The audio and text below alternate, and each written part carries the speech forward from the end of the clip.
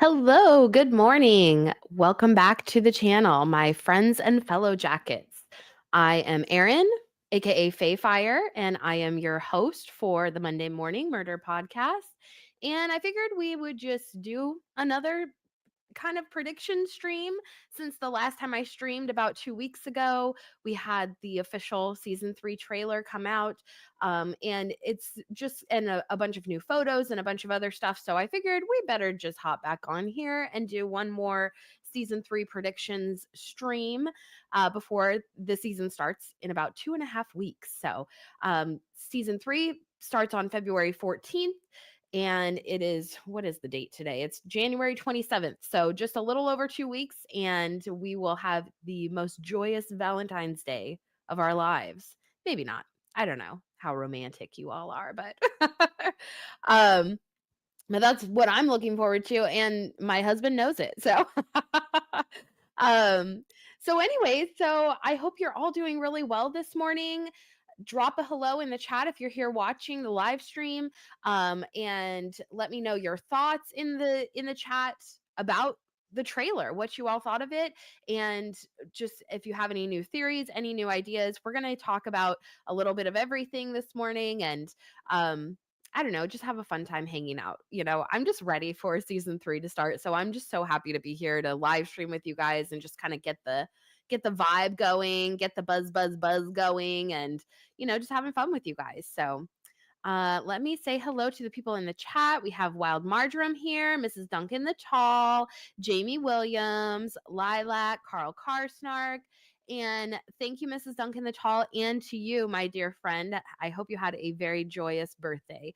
Mrs. Duncan the Tall is my birthday buddy. So, um, so yeah, let's see. Oh, Carl's got some snow in Florida. Very wild, very crazy times here in America. So, anyways, well, thank you all for being here. I don't know how we're pronouncing your name, but hello, person DZ, and many other words. Okay. Anyways, thank you for being here, everyone, this morning. And let's see here. All right, let me put my banner up because I figured out how to do a few things on here. So, before we get started, I wanted to give a shout out to my channel members and my patrons.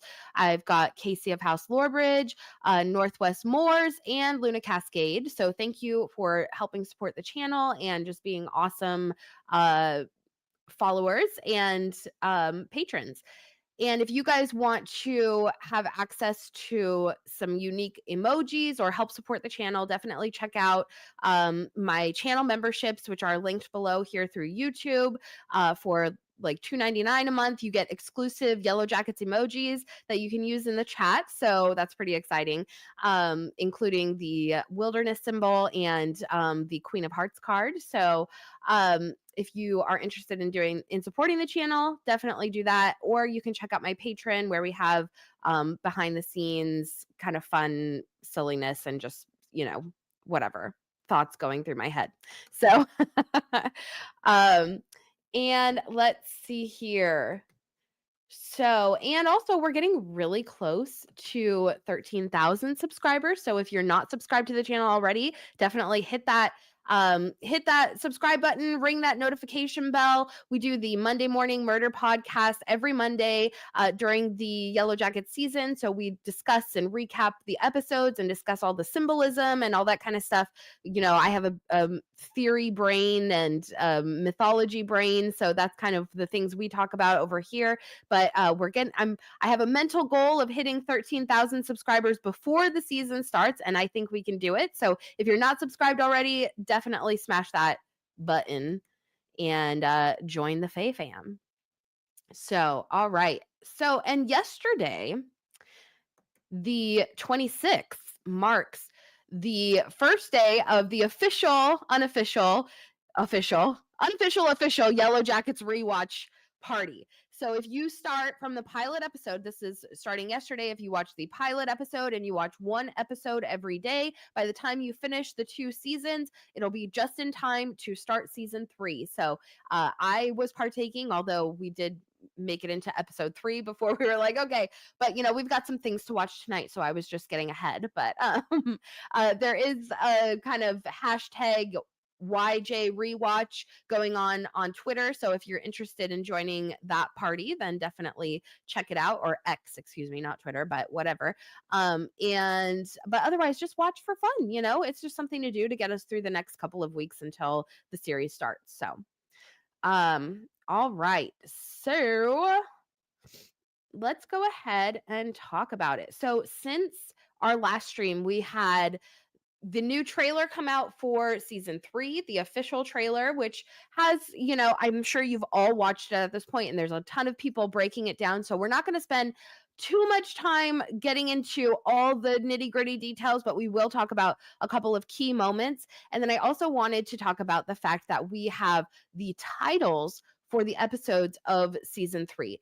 And some of them are still a little bit not finalized. They're subject to change, but we have the first 3 episodes, which are solidified, the title and the description of the first 2 episodes. So we're going to talk about that as well.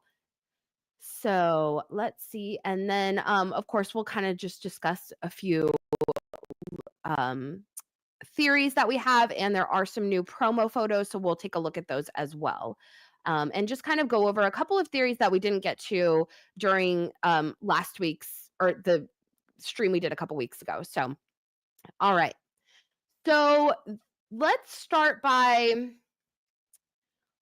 with the episode titles and the kind of episode stuff before we get into the trailer stuff, because that's going to be a lot of photos and things like that to look into. So before we get into all of that, we do have a list which was submitted to the WGA for the titles of the episodes of season 3. The first 3 episodes that are confirmed are season 3 episode 1 is called It Girl. Season 3 episode 2 is called Dislocation, and season 3 episode 3 is called Them's the Breaks. Now we have a full list of all 10 episodes. However, it's subject to change. And also I want to point out that the episode 2 title, Dislocation, is not included in this list of the WGA titles, which means that one of the episodes on the WGA titles has been changed to Dislocation. So we don't know which one that is, but I'll go ahead and give you the other episode titles just so that you can have that information.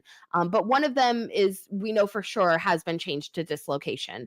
So we also have Hold Me, Thrill Me, Kiss Me, Kill Me, which is like an alteration on a U2 song.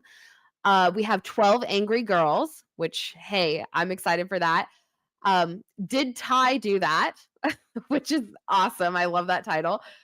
We have Thanksgiving Canada, Croak, A Normal Boring Life, Full Circle, and the final episode is How the Story Ends. Now, these are not necessarily in this set order per se. These were just submitted, or basically they're listed by the date they were submitted to the WGA. So and let's just talk about a couple of them because I'm just really excited. We do have the descriptions of It Girl and Dislocation. So we'll go through those really quick. So It Girl, which is the season 1 episode, or season 3 episode 1, is described as summer inspires the Yellowjackets to ditch soccer for a more contact-intensive sport and revive an old pagan tradition. In the present, a cringe-worthy funeral flows organically into a bar therapy session. This is the season premiere. This episode is directed by Bart Nickerson and is written by Ashley Lyle, Bart Nickerson, and Jonathan Lisco, who are the showrunners and show creators. Episode 2 is Dislocation. And the description is, the Yellowjackets are stuck deciding whether to track down a missing teammate or just trip out on mushrooms. Shauna secures a spot on the world's most unsupportive partner list. Big surprise. And so this episode is directed by Bill Woodruff and written by Rich Monahan and Ameni Rosa. And Bill Woodruff also directed season 1, episode 6, which was Saints. So that's a pretty um significant episode. That's like, I believe, the episode when Lottie finds the underground tunnels. So will we see a nod to that, or some sort of throwback, or maybe not even a throwback, a throw forward, something new. So okay. So that's what we have for the first 2 episodes as far as descriptions go. The 3rd episode we know is called Them's the Breaks. We do not have the description as of yet, and it might just be they may wait until each of these episodes are like it's set for next week or what have you. They may wait until the week of to release the descriptions. I'm not exactly sure. But a couple of the other episode titles that I thought were notable were, of course, 12 Angry Girls. I think that's going to be a really significant episode, especially considering everything that we talked about with the Oristaya and sort of the wilderness justice system. If you guys are familiar with 12 Angry Men, which surprisingly, on Twitter, like, so many people were not even, they were like, what is that? I've never even. And so I want to give a shout out to, like, my 8th grade social studies teacher who made us watch 12 Angry Men when I had absolutely no idea, like, what we were ingesting, but but I feel like it was an important movie to watch at a young age. It's a good formative movie. So 12 Angry Men is about like I don't even know what the court case was about, but it's basically about a jury and like, you know, litigation and things. I don't know. I'm terrible at describing. I probably should have read a quick synopsis before, but I'm just going off of, like, my memory of the movie from, 1996. No. uh, but close to it. So 12 Angry Girls I am going to guess, is going to be the court hearing, the trial of Coach Ben, which we presume is going to happen. We've seen enough hints to it, and it was what we had really speculated on. I did the video called "The War of the Wilderness," and where we basically speculate that, yeah, they are going to pursue Coach Ben, and this is more confirmed with the new trailer. They're pursuing Coach Ben for the crime of burning down the cabin, which he may or may not have actually done. But that's still open for debate, open for interpretation. So we'll see what happens there. I'm guessing that's going to be that episode, though. I really loved the title, Did Ty Do That? I think that's hilarious. Of course, that's a throwback to Steve Urkel. If, again, like, some of these are, I'm hoping that the younger audience can keep up with some of these, whatever. But yeah, did Ty do that? Did I do that? I just think that's so funny. I cracked up when I saw that title, and who knows what that could be referring to, because if we know anything, Ty does things, crazy, crazy things. And sometimes we don't know what those things are. So we did see a brief shot in the trailer of what appears to be Ty going in to smother someone, an old man, it looks like, in the hospital. Here, let me pull up that photo really quick so we can I guess we can just kind of go through some of these. I apologize if I sound a little stuffed up, because I am. I've been battling a cold this week. We'll pull up this photo because I just really love it. It just is too much for me. I just think it's the most perfect Thaisa shot.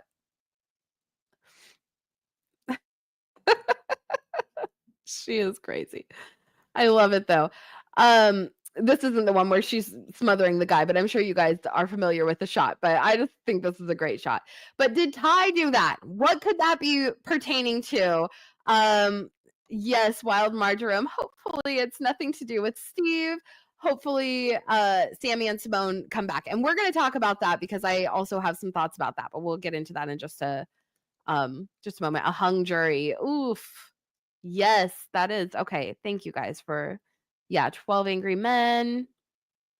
Yeah, it's an older movie, and it's not exactly, like, thrilling. It, like, literally takes place in, like, a courtroom setting, and that's like the entirety of the movie. Like, I don't even think we see the crime that is committed. It's just basically the deliberation between the jurors. And so it's not a very interesting movie. Definitely when you're, in like 8th grade, you're like, why am I watching this?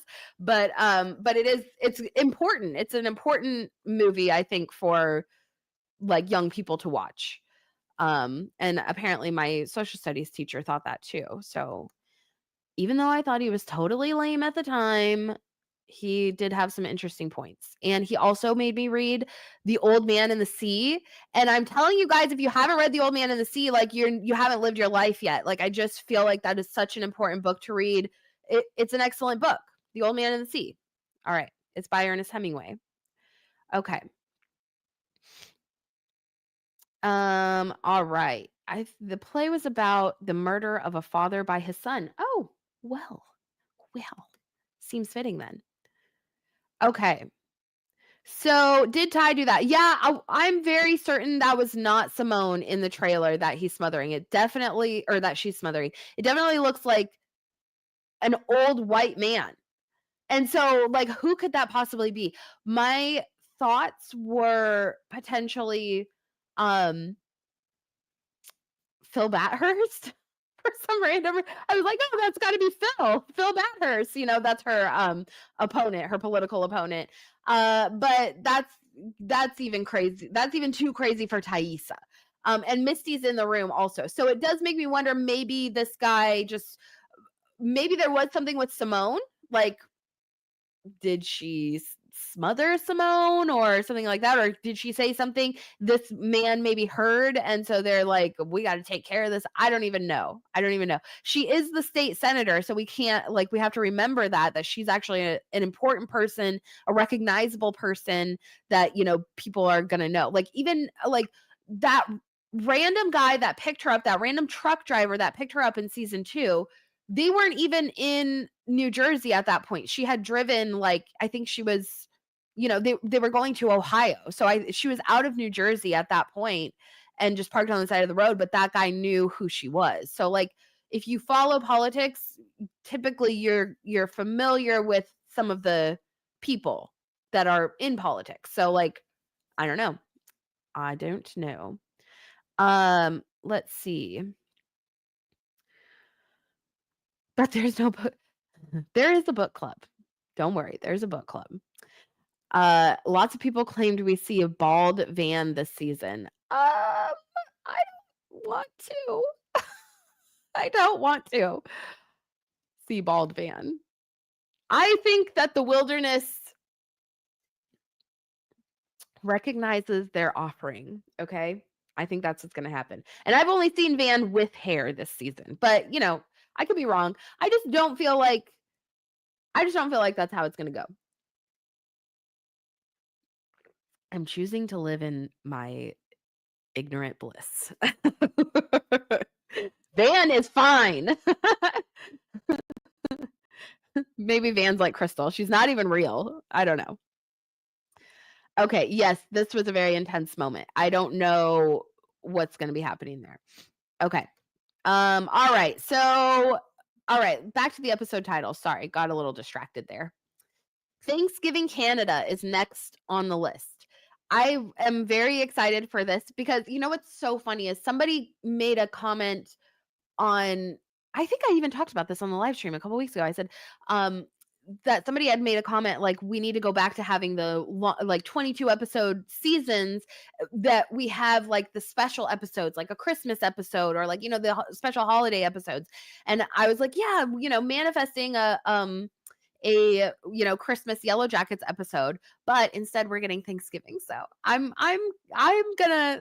pretending that they heard me. They heard my request. All right.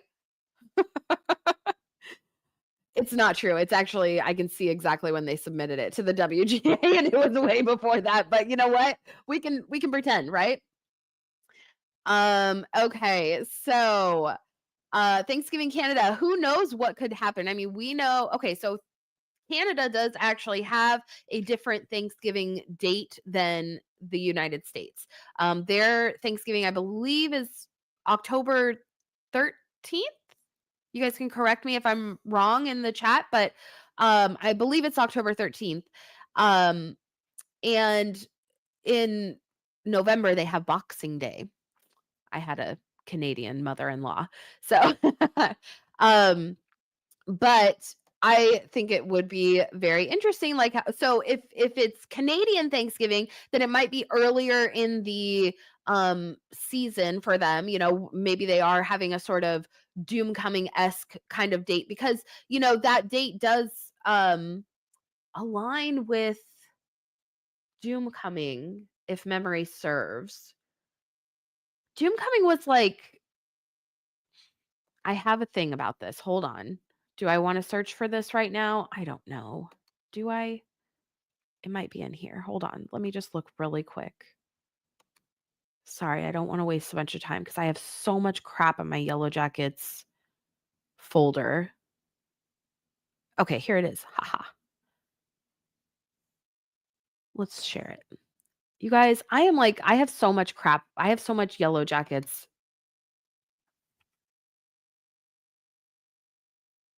Oh, here. What just happened? Okay. Can you guys hear me okay? I keep getting weird things. Okay. Uh okay, let me pull this back up. Timeline. So,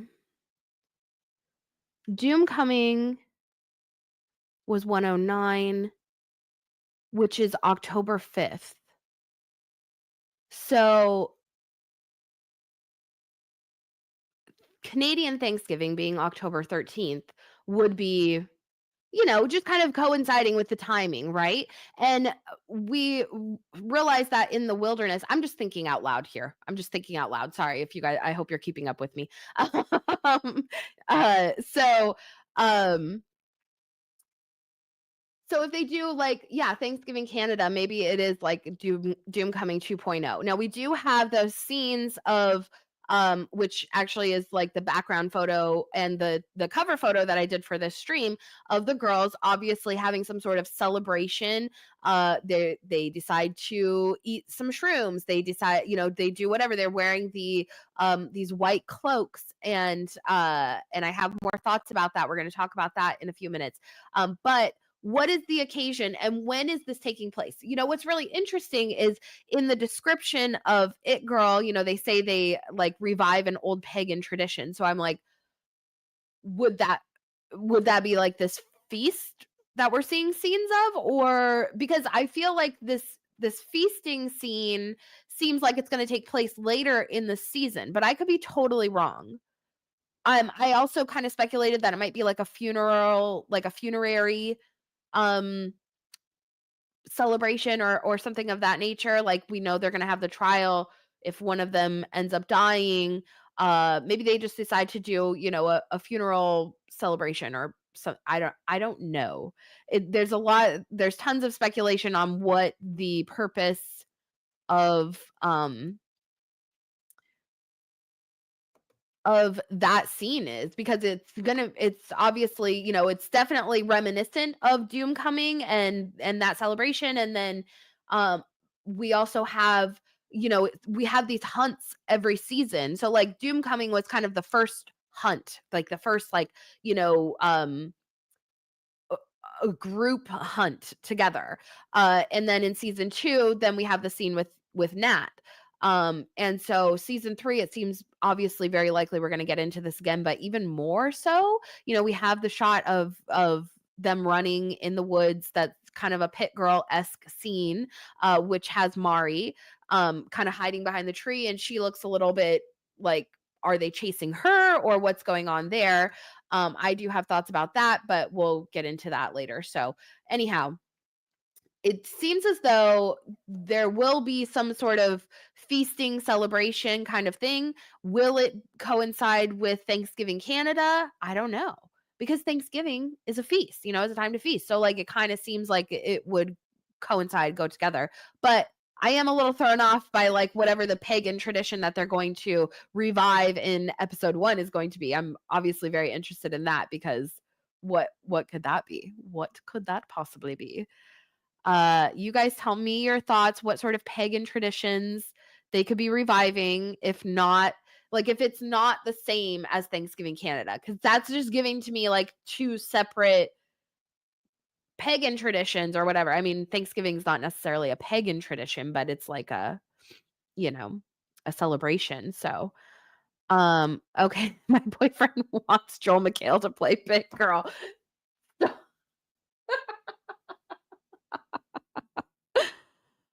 Oh, me too. Mrs. Duncan the Tall. Alright, let's see. Um, okay. Are your ravens working? No, my ravens are not working at this time. Um, okay. So yeah, how do they still have shrooms? They must have their and that's kind of another thing. It's like, are the shrooms that they forage because it looks like, they have a whole platter of them. Here, let me pull up a photo of our delicious mushroom feast. I loved it. I just think it's a beautiful, glorious, fun looking feast. Here they are. Here's the mushies. Okay. So, all right. So, let's move on. Sorry. I got a little caught up. It's my mother brain. I just get caught up planning for Thanksgiving. Um, yeah. We have croak. Croak could mean many things. Dead or frog. I did have the memory, you guys may recall from season 1 of the Monday Morning Murder podcast, the behind the scenes script, or just the script. In one of the episodes in season 1, there's that scene of, doesn't Shauna put a frog in Travis's mouth or Adam's mouth? One of the guys gets a frog in the mouth by Shauna. I'm very certain it's Shauna, because and frogs are very symbolic for many reasons, one of them being for, pregnancy. They detect pregnancy, they were used in ancient times for that. And my Shauna theory, so I just had that thought when we had croak. Maybe I'm still holding on to my Shauna theory. Shauna is pregnant. If you guys don't know, my theory is Shauna is pregnant. She got pregnant by Adam, and we're gonna get into this because there I am going to share with you guys. There's a behind the scenes photo of the dog cast in season 3, where it shows the storyboard, or like the casting board, and there is a young boy on the casting board who is called Shauna's son. So, we're gonna talk about that more. I've hinted at that in the last couple live streams, and we just haven't gotten into it, but I have the photo, we're gonna pull it up and we'll take a closer look. Yes, ravens croak. They do. I don't know. I have ravens everywhere here, and they make the most fascinating sounds. I love going for walks and just listening to the ravens in the woods. They make the craziest sounds. Okay. So, I don't know, we can just have fun and assume that croak has to do with a frog. It might just be someone dying, but I mean, it's interesting because the titles in these are like, I don't know, I haven't made up in my mind like what I think is going to happen, or kind of how the season is going to play out, but I don't know, the titles are like spreading it out so much. So I'm like, I just don't know what's going to happen. All right. A Normal Boring Life is the next episode I wanted to just talk about briefly. What an interesting title. I think that this is going to be a post-rescue flashback scene. And I'm going to talk about that a little bit more in just a few minutes, but I think that we got a hint to that in the trailer. And it's not the van like staring into the flames. I'm sure you've heard people talking about that photo of Van. I mean, that does seem to offer us some hints to a post-rescue flashback, but, I don't there's another hint that we're gonna get into, but I won't say it right now. But a normal, boring life, like, I think that's a very appropriate episode title, and who knows? I mean, I would be satisfied if they did an entire episode that was post-rescue, um, like, return to normalcy, return to life. But what's interesting is there's another episode in here called How the Story Ends. So now when we say how the story ends, I think that we see in the trailers, and this was the season 2 trailer and the season 3 trailer. Once upon a time, there was a place called the wilderness. Once upon a time, a bunch of girls got stranded in the wilderness. It's a story. They're telling the story. So their time in the wilderness is a story to them. Is kind of how they're presenting it to viewers in a sense. So when they say how the story ends, a lot of people are like, "Oh my gosh, does that mean it's going to be like, is this like and we talked about this in the last live stream, like are they hinting that this could be the final season? They've talked about Yellowjackets needing a full 5 seasons to kind of for the story that they have planned out.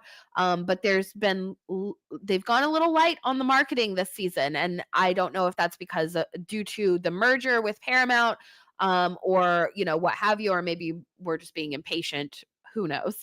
That's entirely possible. But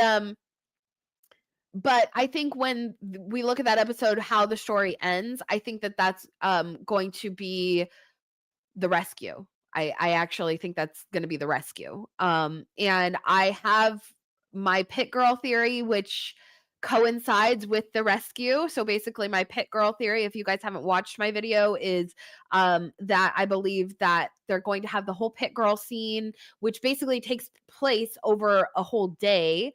And then my belief is that the following day, or maybe within like 1 or 2 days is when they're going to be rescued. And it's going to really mess with their minds, because they're going to wonder, well, first of all, they're so, like we see in the pit girl scene, they're so deeply into their like experience, their mythos, their whole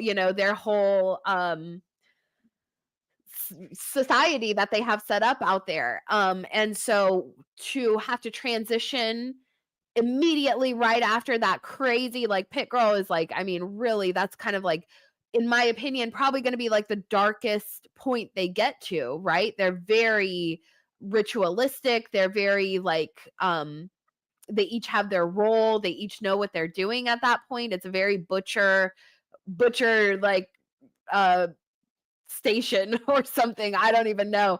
But I feel like then they are going to get rescued right after that. And then they're going to question, like, was it the sacrifice of Pit Girl? Was it her death? Did that, gain us favor from the wilderness? Did we finally, like, was that the thing that got us out of here? So there's so many psychological questions that could be tied up with that, and you can see why they would be so destroyed when they have to go back to their regular lives, um, for a multitude of reasons, but that just being amongst it. Um, and yes, of course, Pit Girl and It Girl, interesting. I do think the title It Girl, I think it's just a play on words because I think It Girl is actually Natalie. Because that's like a epithet or whatever anyways, the it girl or whatever. So I think it's going to be Natalie. We'll get into this. So all right, so we've talked about the episode titles. There's one more which is called Full Circle. That should be really interesting to see. I kind of have a feeling that might be like the last episode of this season. I could be wrong. That's just my guess because I have a strong theory about what might happen at the end of the season or my own strong opinions about it. And I'll tell you guys that. And so we are going to talk about some spoilers going forward. Obviously, this whole thing is kind of a speculation, but we do have some spoilers. I have some theories. So I guess they're not concrete spoilers, but if you're not familiar with all of my theories, you might be like, "What are you talking about?" Uh, so I'll try and like kind of keep you all up with it. But yeah. Okay. So the season 3 trailer, who loved the song? Who was just so happy to have a song?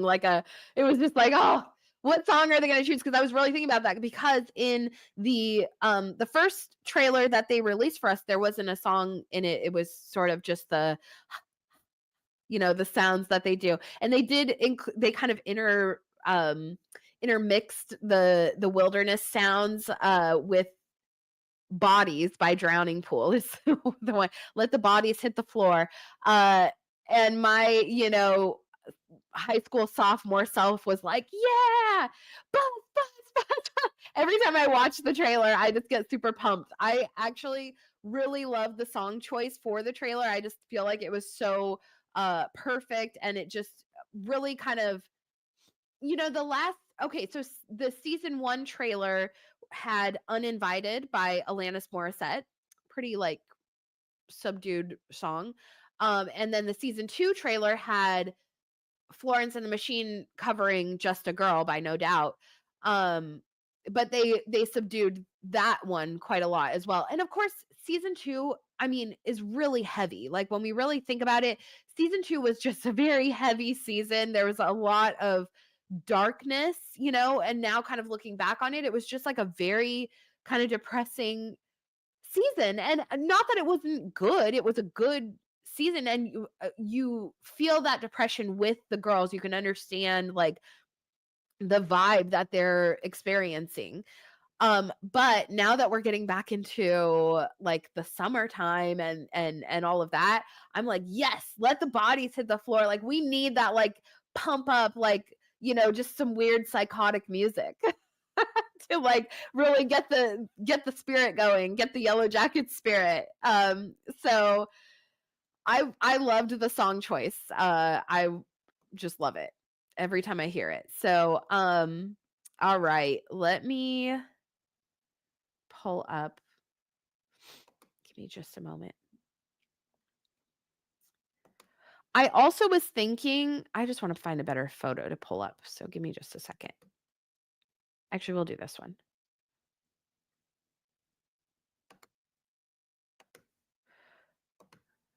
Because it's the vibe. So now, like we said, like we talked about, so the first trailer had Alanis Morissette, Uninvited. The second trailer had Florence and the Machine, Just a Girl. So Uninvited came out in 1998, which is, close enough to 96. Um, Just a Girl came out in 1995, but Bodies by Drowning Pool came out in 2001. So that's kind of like a substantial period past the girls out in the wilderness. So I kind of think, and maybe I'm just, my theory brain is working overdrive right now. So like a lot of this is just me just throwing things against the wall and maybe something will stick.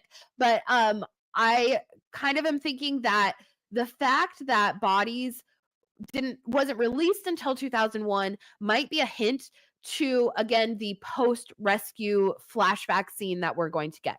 And there was something significant that took place in 2001 that did bring the girls back together, and that was Shauna and Jeff's wedding. And we know that that Van and Ty were at the wedding together because they talked about it when Ty gave her the little pen that has like the naked girl on it or whatever. So, and also Jackie's parents were at the wedding. So like this is like a significant moment that I think they all attended. And we talk about also in the pilot episode, Ty says, oh, these certain anniversaries like bring out the crazies or bring people back together. And so they, obviously they're at their 25th anniversary when this sort of chaos has been happening in season 1 and season 2 for the adults.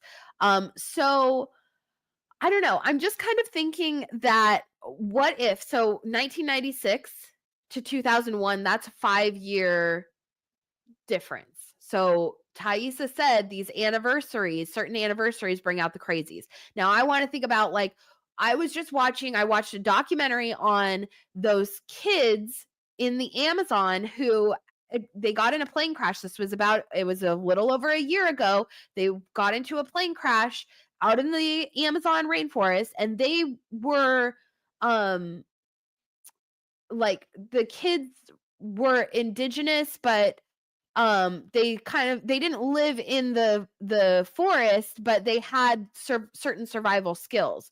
And you guys might be familiar with this case that happened, and they had I want to say it was in Brazil, and they had just all the authorities, everybody, the military, everyone out looking for these kids. It was like a I want to say she was like a 12-year-old girl, maybe her 9-year-old brother, maybe 7-year-old sister, and then like a baby. Like they had like a baby and their mom died on the plane. Everybody, all the adults died on the plane. And so these little kids, they had to survive out in the Amazon jungle and they were out there for like 40 days and they survived.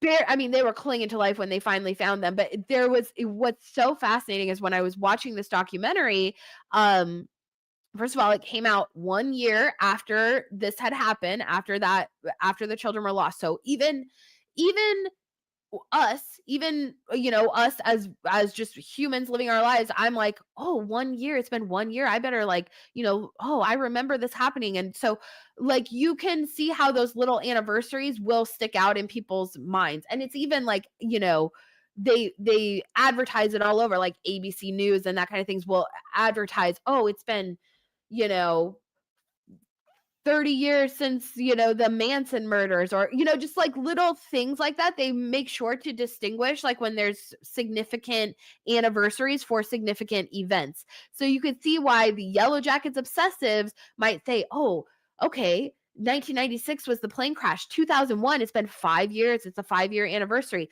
Also happens to be the time that Shauna and Jeff get married, which is, a celebration in itself. And we know how them Yellowjackets love their celebrations. So I'm just thinking, this is just my theory brain working overdrive, but I really think that because Bodies was released in 2001, we're going to get a 2001 flashback scene that may be at Shauna and Jeff's wedding. That was long story short to get to that. That's what releasing a song from 2001 will cause my brain to do. But tell me your guys' thoughts. Do you think that's absolutely absurd, or do you think that that could be a potential? Because I think we are going to see more post-rescue like stuff go on. So you guys tell me. And the other thing about 2001, it might be um when Van and Ty broke up, because we don't know the details of their breakup. It's been something we've kind of speculated on a lot, but at a certain point, they are going to break up because Ty moves on. She goes to college. She becomes a lawyer. She goes to Columbia. She's, all the things that she does. She gets a new wife. Her wife's also, a very intelligent, established person. They have Sammy. Sammy is, well, probably at least 10 years old or so, um, from when we saw him in season 1. So they've been together for at least that amount of time, which means she and Van broke up, some time ago. There's like this is such like drama. Like I feel like I'm just like a like, girl, let me spill the tea, okay? Sometimes I just am like, I'm an idiot. Okay. So speaking of Sammy, speaking of Sammy, I do think that in the adult timeline, now they have said, Ashley and Bart and Jonathan have said, we're going to have a time jump in both of the timelines. Now we know in the teen timeline, obviously they're jumping forward to summer. In the adult timeline, here's my theory. I believe that they're going to jump forward to come up to current time, so to 2025, along with the rest of us. The story has been taking place in 2021. Obviously, season 2 picked right up after season 1. So I actually think that season 3, episode 1 is going to pick right up. Obviously, there's been some photos that show uh here, let me pull up a photo. It appears to be at Natalie's funeral, I presume. I don't have that concrete funeral. So, I mean, who's going to give the cringeworthy eulogy? Very likely to be Misty. So Misty is not seated there with the rest of them, and neither is Lottie, because Lottie is in the hospital. So my thought is, episode 1, we're going to pick up. We're having Natalie's funeral. Lottie is still locked up. Lottie is still locked up in the hospital, and they have Nat's funeral. And then after that, we're going to have the time jump after that. So whether it's mid episode 1 or starting at episode 2, somewhere in there will be the time jump. But I do believe that the beginning of episode 1 will pick up right after the end of season 2. So now that will, and part of the reason for that I think that it's a smart choice to do that is for Sammy. Because Sammy, again, we just said, he was probably like about 10 years old in season 1, and he wasn't that present in season 2. He was briefly, but at this point, okay, so season 1 was filmed the pilot was filmed in 2019. And so it's been 6 years since 2019. So we can imagine like Sammy at his age plus 6 years. Like he's a young man now. Like he's a teenager, like a full-on teenager at this point. So we can't really just pick back up and like put Sammy back in. He's going to look too different. He's going to have grown too much. And I don't think that recasting him is really an option because he's so distinct. Like he's a very distinctive looking young man, and he's, kind of a creepy little guy. And so I just don't think it would work to recast him. I think we have all grown too familiar with Sammy at this point. So I think that is part of the reason. I also think that in the trailer, Callie kind of looks a little bit older. She's only in that brief shot with her and Misty, but to me, she just seems a little bit older. I'll pull up the picture of her. Just her attitude, and I don't know, just something about it just made me feel like she just seemed a little bit older. But you guys tell me what you think. And even like the women, like I don't want to like throw shade. They don't look old or anything like that. They don't look haggard or anything, but just something about them. They just look like a little bit older, like just a couple of years have gone by, Now that yeah, so that's kind of my thoughts. I think though that's how the time jumps are going to work. And then also I think there will be post rescue flashbacks. Yeah, so that's those are my thoughts. Okay, so let me go ahead. We'll go through the new promo photos that we've received for or in these last couple weeks. Let me close this one. I'm going to do the adult photos first, and then we'll do the teens. So we have this shot of Van and Lottie. I mean, Van and Ty, Van and Lottie, having a personal moment. I don't know, talking about something. What does it look like where they're at, though? Is this like a cemetery? Hold on, I have so many photos open right now. Let me close some of these really quick. Close. You guys tell me, where does it look like they're at? Hold on, let's pull this. First of all, creepy guy just standing there. I just noticed that, like, the very first time I looked at these photos, I was like, "What is that?"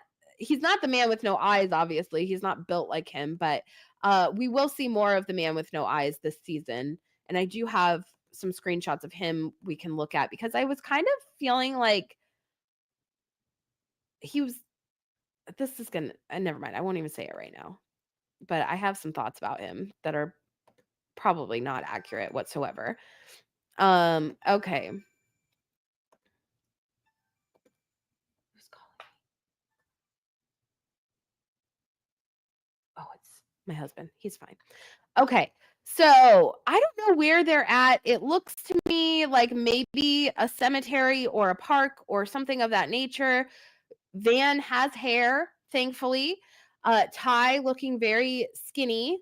So is she kind of going through her waifishness? Because that's something we've talked about. She will starve herself. Thaisa starves herself and she refuses to sleep. She won't sleep. She won't eat because uh, I think it's her subconscious trying to draw out the her alter state, which connects with the man with no eyes. But who knows what's going on here? You know, especially with that other shot that we had pulled up of her before. And she looks pretty crazy in it. I think she's been eating dirt again because her mouth is really dirty in that other photo. And so I think she's been eating dirt. There's also like this one shot that really is just blowing my mind, but I'll pull it up in I don't think anyone's talked about it, and it's just, like, blowing my mind. It's like actually, let me just pull it up really fast because while we're on the subject. It's this one, like, what is happening right here? It's like she's being drowned with, like, black sludge or something, and wait, did I show you this did I pull this one up? Okay, yeah. Um, yeah, I don't know what is happening at all, like, she's got and this there's a couple there's like a brief moment of it in the trailer. And so it's like I don't know if it's like coming out of her or if it's something going in her. It's very disgusting and like slimy and gross. It's obviously it's not the dirt that she likes to eat. So I don't know, but I don't know. It's freaking me out, man. And nobody's talking about this scene. I'm like, what is that? Like, what is that? Does anyone have any ideas? Drop it in the chat. What are we? Yeah, a dream sequence. I mean, I don't know what it could be like in reality. I mean, I guess it would be like maybe it's yeah, she has like a spirit inside of her, the man with no eyes, whatever he is, if he's a demon or a like you know, Satan. I don't know. The embodiment of death is how he's been described by the show creators. So um yeah, he's still a mystery and Thaisa's connection to him and what that represents. I'm considering like every day that goes by, I consider Thaisa more and more to be like a prophet of the man with no eyes.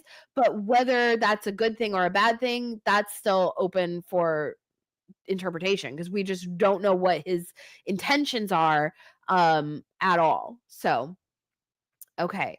Yeah, the stained lips, Carl, that's what I think is from eating dirt. It looked like she'd been eating dirt and she's got that, like, crazy look in her eye. Like, I love that shot. That was just like, that's Thaisa. In one shot, that is Thaisa right there. Um, let's see, maybe connected to the black figures that Van sees on the pyre. Like, when she's I don't know. I don't remember black figures. I remember kind of like the purple sort of otherworldliness, but excuse me. That is Thaisa that's in that photo. Yeah, man with no eyes represents death. He's supposed to be kind of like the embodiment of death is what they've explained to us is how we're supposed to view him. Maybe a tide of dirt ooze trying to possess her. It's like I have no clue. It's very strange. Um, so all right. Okay. So let me get back to the other photo here. Um, love Van's outfit here, you know, Alaska chic. We've got the Carhartt jacket, you know, love it. Okay. So, let me get back here. Now, we also have Misty, and she is this is another shot of her in the tunnels. So, I don't know what exactly where these tunnels are, what she's looking for, what led her to these tunnels. Obviously it's reminiscent of Lottie's time in the tunnels, and like I said, um the season 3 episode 2 is directed by Bill Woodruff, who also directed Saints, which was in season 1, which was the episode that Lottie found the tunnels. Now, I don't necessarily think like directors are, that's not going to be like his one rabbit hole that like he's directing all the episodes related to tunnels, but um it's just interesting that like the tunnels have sort of fallen off. They fell off in season 2, but now potentially are coming back. Does this mean Misty has gone back to the wilderness, or did she find some other sort of tunnel system? And what does this possibly like lead to? Like, what is she looking for down there? We see that she's wearing Nat's leather jacket. The trailer shows us that moment, like the opening of the trailer is her going into Nat's storage unit, and we see basically throughout all the trailer, like Misty is a woman on a mission. She is searching for something. She's looking through old garbage. She's looking through Nat's storage unit. She's telling, I want to say it was Shauna. She said, "I'm going to figure out like what's going on here," or what have you. And so there's a lot of things going on with Misty, and obviously, she's going to have a rough time sort of recovering from Natalie's death. But we also see these other shots where she's burning the photo from the reunion, the high school reunion. Blah. I can talk, and like breaking that photograph and that kind of thing. So, and then even when she's having that conversation with Callie, she says, "How crazy would it be if did we survived a plane crash just to end up eating each other or something like that?" And Callie's like, "Yeah, I do think that's what's happening." Um, so I don't know what sort of kick Misty is on this season. She's a woman on a mission. She's determined to figure something out. I guess, all right,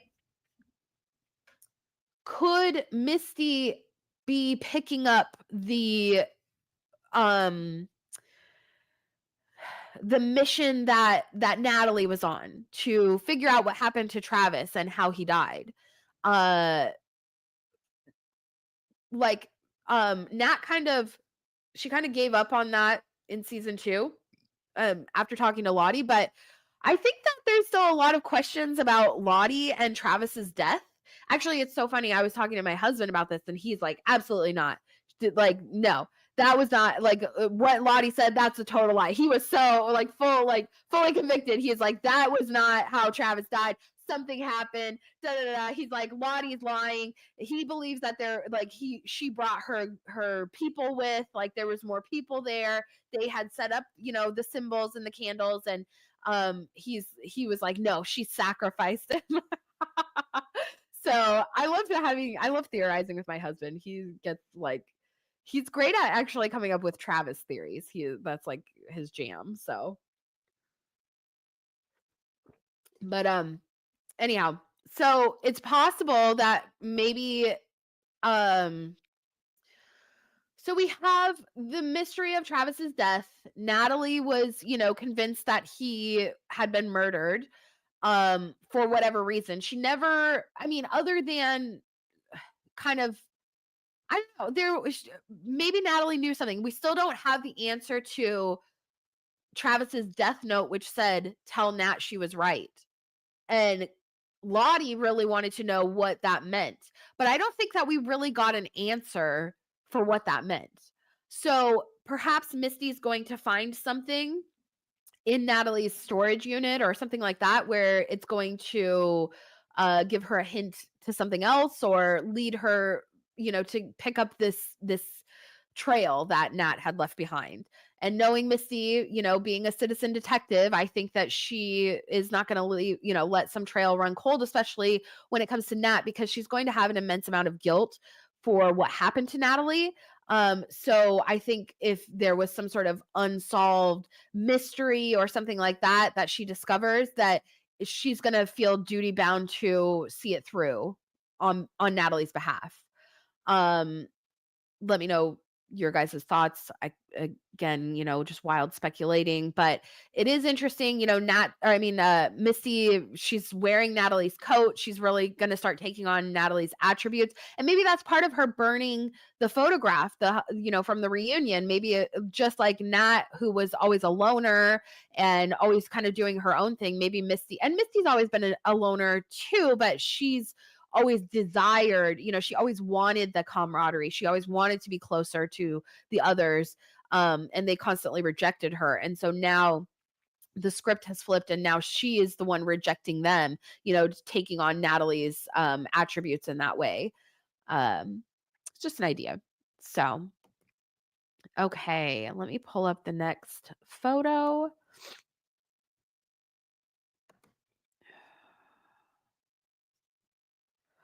All right. So then we have this shot of Shauna and Jeff. Looks like they're out to dinner, out to eat, and Shauna sees she looks absolutely gorgeous here, like her hair. She looks really beautiful here. And I don't know what she's seeing. Something is perturbing her. So maybe they're being followed by the cops again. Um, Maybe it's I have a feeling that all right, here's my new theory. And I did make that Hillary Swank video, but I actually have a new theory since the trailer came out. I think that Hillary Swank is one of those Yellowjackets obsessives. I think that's going to be her role. I think she might even be the one who sent the postcards. I think that she has been potentially, she's a Yellowjackets obsessive who's been kind of toying with them. She's done the research and all this kind of stuff. Before I did believe that she was a cop, but kind of after the trailer and seeing her being like, you guys actually are insane, or her running from them and that kind of thing. Like, there's just, I don't know. I just am starting to feel like, and also the fact that they say one of those Yellowjackets obsessives, but we haven't actually met one yet. So wouldn't it be interesting to meet one? Hmm. And I feel like she's kind of like non-suspicious or whatever. So anyways, maybe that's what Shauna is seeing here. Maybe because she looks kind of like, what the hell? Like, she looks a little confused, and Jeff is more focused on her reaction than whatever they're seeing in the room. So, yeah. So wasn't Adam a yellow? Well, not necessarily. I don't think that Adam was a Yellowjackets obsessive. I think that Adam was just a guy that got involved with Shauna, then found out that she was a Yellowjacket, and upon his research, um, he basically got caught in the midst of his research. Like, Shauna found his book or whatever that he was reading, but I don't think that he was a Yellowjackets obsessive. I think he actually was just some guy, and that's what Ashley Lyle says about him. He was just some guy.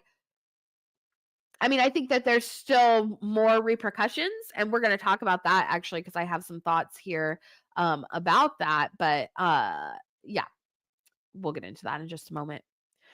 All right, so let's get into the next photo, which are the teen photos. So this is the one I used as the cover, which is from their,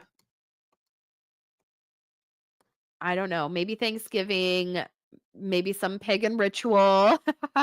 Maybe it's up for debate on what exactly is going on in this photo. What's interesting is they all look happy. And of course, the same day they're eating the mushrooms, so maybe they're just very happy from eating mushrooms. I don't know. But it's nice to see them smile, isn't it? Isn't it just nice to see them happy for once? Like, it's nice. Um, so yeah, I'm pretty excited to see what's gonna happen in that scene. Whether it's a wild hunt or whether it's just them having a feast and bonding or Thanksgiving Canada or what have you. It should be interesting to see what happens in that scene. Oh, and so actually while we're on this photo, because I do have some thoughts. So about the white cloaks. So this is something we talked about in the last live stream is like where did they get all that white material to make the cloaks? The thought that I came up with, and I will say, and I've been doing a lot of research on planes, private planes, commercial flights, and that kind of thing because of a couple of projects that I'm working on for Yellowjackets. But it's very uncommon for commercial flights or even private planes to have parachutes on board because it's kind of a complicated risk, for people.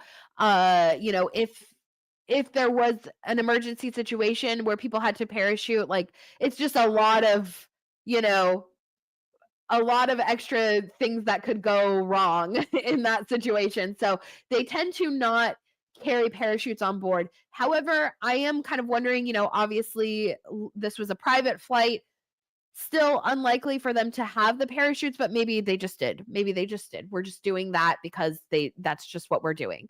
There was a photo. Shoot, I don't think I saved it.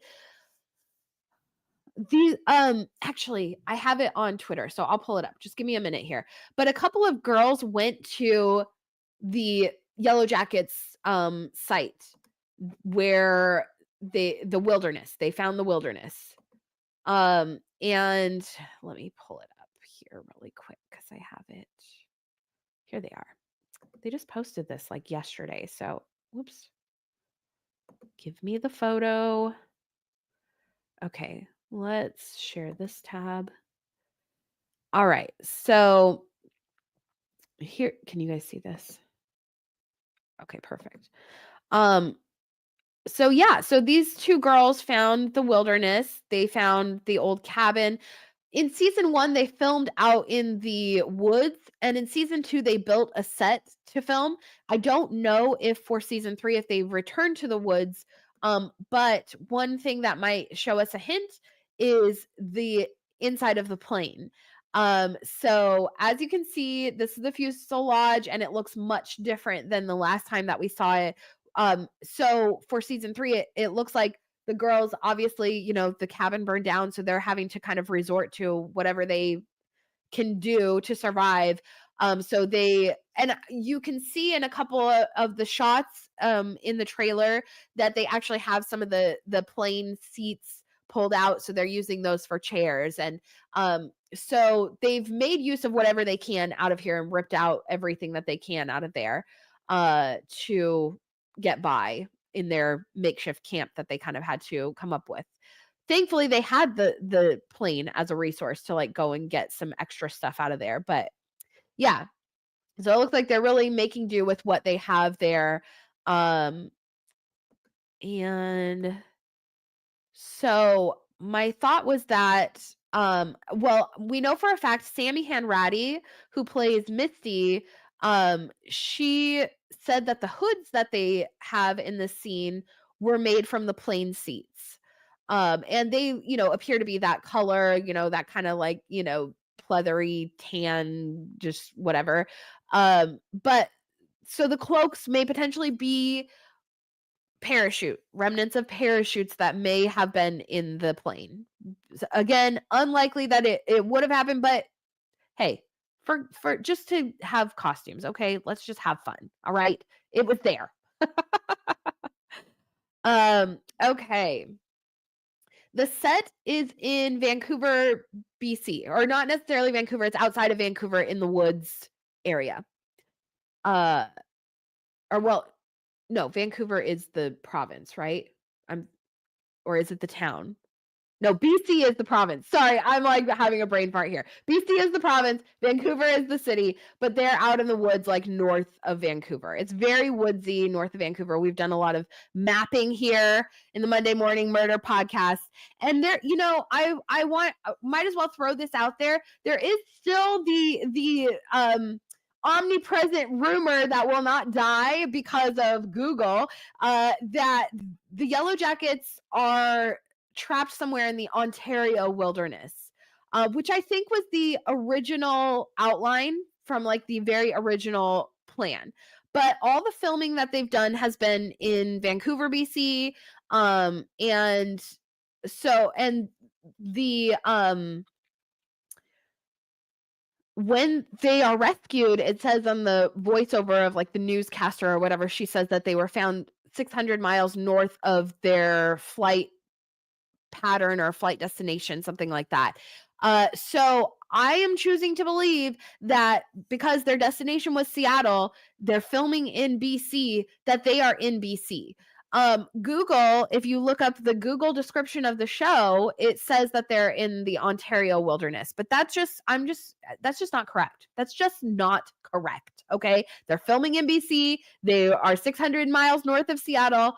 I'm choosing to believe that that's where they're at, is in BC somewhere. Also based on like the environment, there's a difference in the Ontario wilderness versus the Saskatchewan wilderness versus the BC wilderness. There's just a difference in climate, and some areas are more like a tundra versus a forest. And so again, like I just truly am just choosing to believe that that's where they're at, is in BC in the wilderness. And another one. Okay, sorry. Off on a tangent. And I actually was kind of considering doing like a wilderness specific live stream maybe next week or something like that. But there is a UNESCO world site in northern BC, and actually it's about, I want to say, I think it was 800 or 1,000 miles north of Seattle, but it's called Nahanni Valley, and this is a UNESCO World Heritage Site, which means that it's a significant site. It's world recognized protected area. Why is still unclear, but it's like haunted. It's like a very haunted place, and also the animals there are said to be like larger than normal. The indigenous tribes from the area, they have a lot of lore. There's some cannibalism lore going back. But also like certain areas that they don't venture into because they believe that they're haunted by evil spirits, and that's why the animals are weird and large and that kind of thing. And not only that, a lot of people who go into this specific area do not come out alive or are never seen again, like significant amount of people. So I don't know if you guys watch the podcast or listen to the podcast, Ninjas Are Butterflies or Sunday Cool. It's the same. Sunday Cool is their like company, but Ninjas Are Butterflies are the podcast. Anyways, they did a they love to talk about like conspiracy theories and that kind of thing, and that's where I heard about this Nahanni Valley. And so I will share the link. Let me just pull it up really quick because I think I shared it with my channel members, so at least then you guys can check it out later. Uh-oh. I hope I don't have a sick kid home. Okay, let me just pull up this link, share, copy. Whoops. StreamYard. Yes, Ninjas Are Butterflies.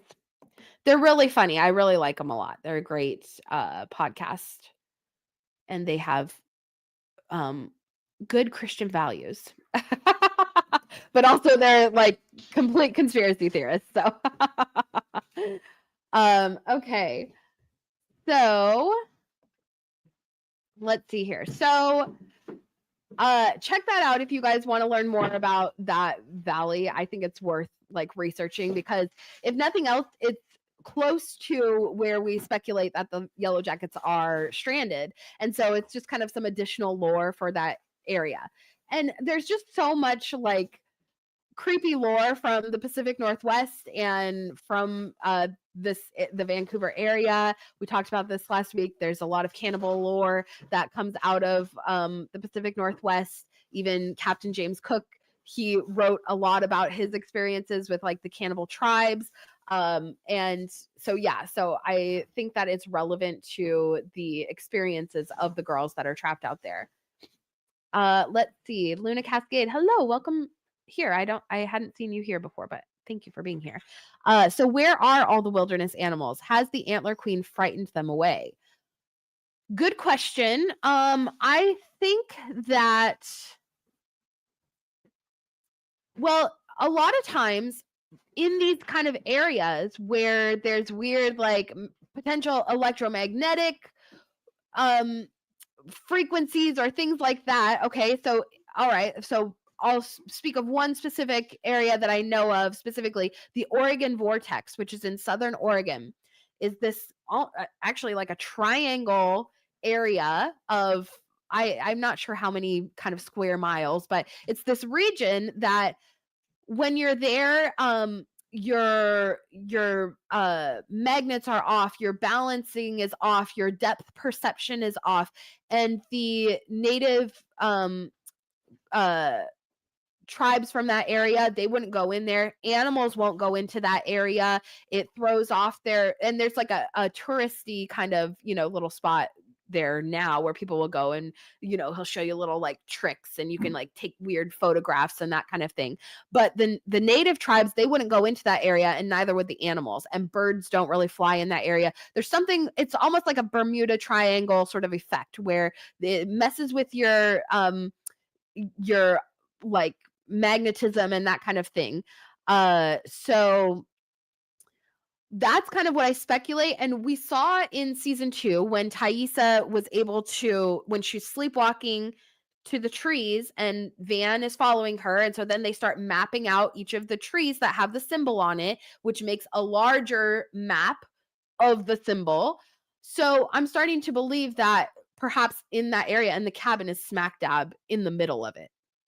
So that's probably, what's going on. It's that they're in the middle of this weird energy vortex that the animals stay away from, the native tribes stay away from. Like they don't mess around with that region because something weird is going on. And whether they, attribute that to evil spirits or, whatever they're attributing it to, they just know we don't go into that area. And perhaps that's what the symbols are marking. It's not necessarily marking them in, it's marking others to stay out. You know what I'm saying? And of course there's, the tunnel theory and all of that as well. So okay, so we got off on a bit of a tangent with that one. All right, let me get back to my notes here. So the cloaks, parachutes, potentially. One other thing I wanted to point out about the cloaks, okay, while we're on this, I realized something while I was rewatching. Let me see, where did I save this photo? So these cloaks, they're white, they're having their fun ritual sort of thing. We had the other scene of Lottie sort of, where is that other photo? Just so you guys can, we're all on the same page. So we have this other sort of ritual situation going on with what we speculate are skin lamps, but maybe they're parachute lamps. But you know what? They're skin lamps. And so obviously this is something that's become sort of ritualistic for them. Now, I was watching season 2 and I came upon this scene and I was like, holy crap, what's going on? Because that seems very familiar. So in episode 1 of season 2, Lottie, they go to Lottie's compound and she is leading a sort of ritual for her people that are staying there. And so I have a couple of the other photos. No, not that way. Whoops. So like they were doing this thing where they're like burying this guy and they have all the people and they're in their white cloaks and they're all like identifying with the animal masks and that sort of thing. And then they do this ritual, they bury a guy for therapeutic, purposes or what have you, whatever their reason was for Lottie's, whatever, she's got her wellness compound. So I think that Lottie is whatever ritual or whatever their Thanksgiving Canada ritual, we'll call it lovingly until we know what it is. Otherwise, the Thanksgiving Canada ritual is being reenacted at Lottie's compound. So whatever is the circumstances surrounding whatever they're doing Thanksgiving Canada, I think is what Lottie has like taken with her, and she's like applying at her own wellness center as a therapeutic treatment for these people. I think it's a reenactment of it. So I just caught that. I thought it was really interesting because they're all wearing the white. They're identifying kind of with these animalistic spirits and that kind of thing. And I just really think that that's, yeah, like a rebirth ritual. But, we've also kind of speculated that whatever ritual that they're acting out in season 3 could potentially be like a funerary like ritual. And so we see this guy being buried. So maybe it is something, yeah, it is a ritualistic rebirth, but like who's dying? Who's dying? In the teen timeline, like who's the model? you know? So it's kind of interesting to speculate. So I just wanted to point that out. I just thought it was some kind of weird foreshadowing in a sense.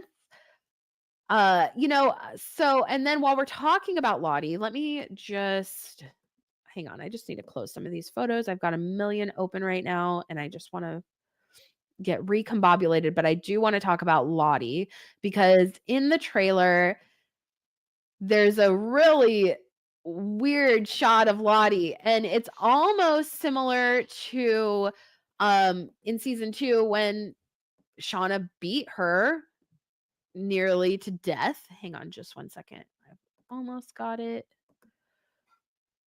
Okay, let me pull up. Sorry, I'm working out of 2 different folders. So I'm like, wait, where did I put that one? Where did I put this one? Okay. Okay. Come here, Lottie. All right.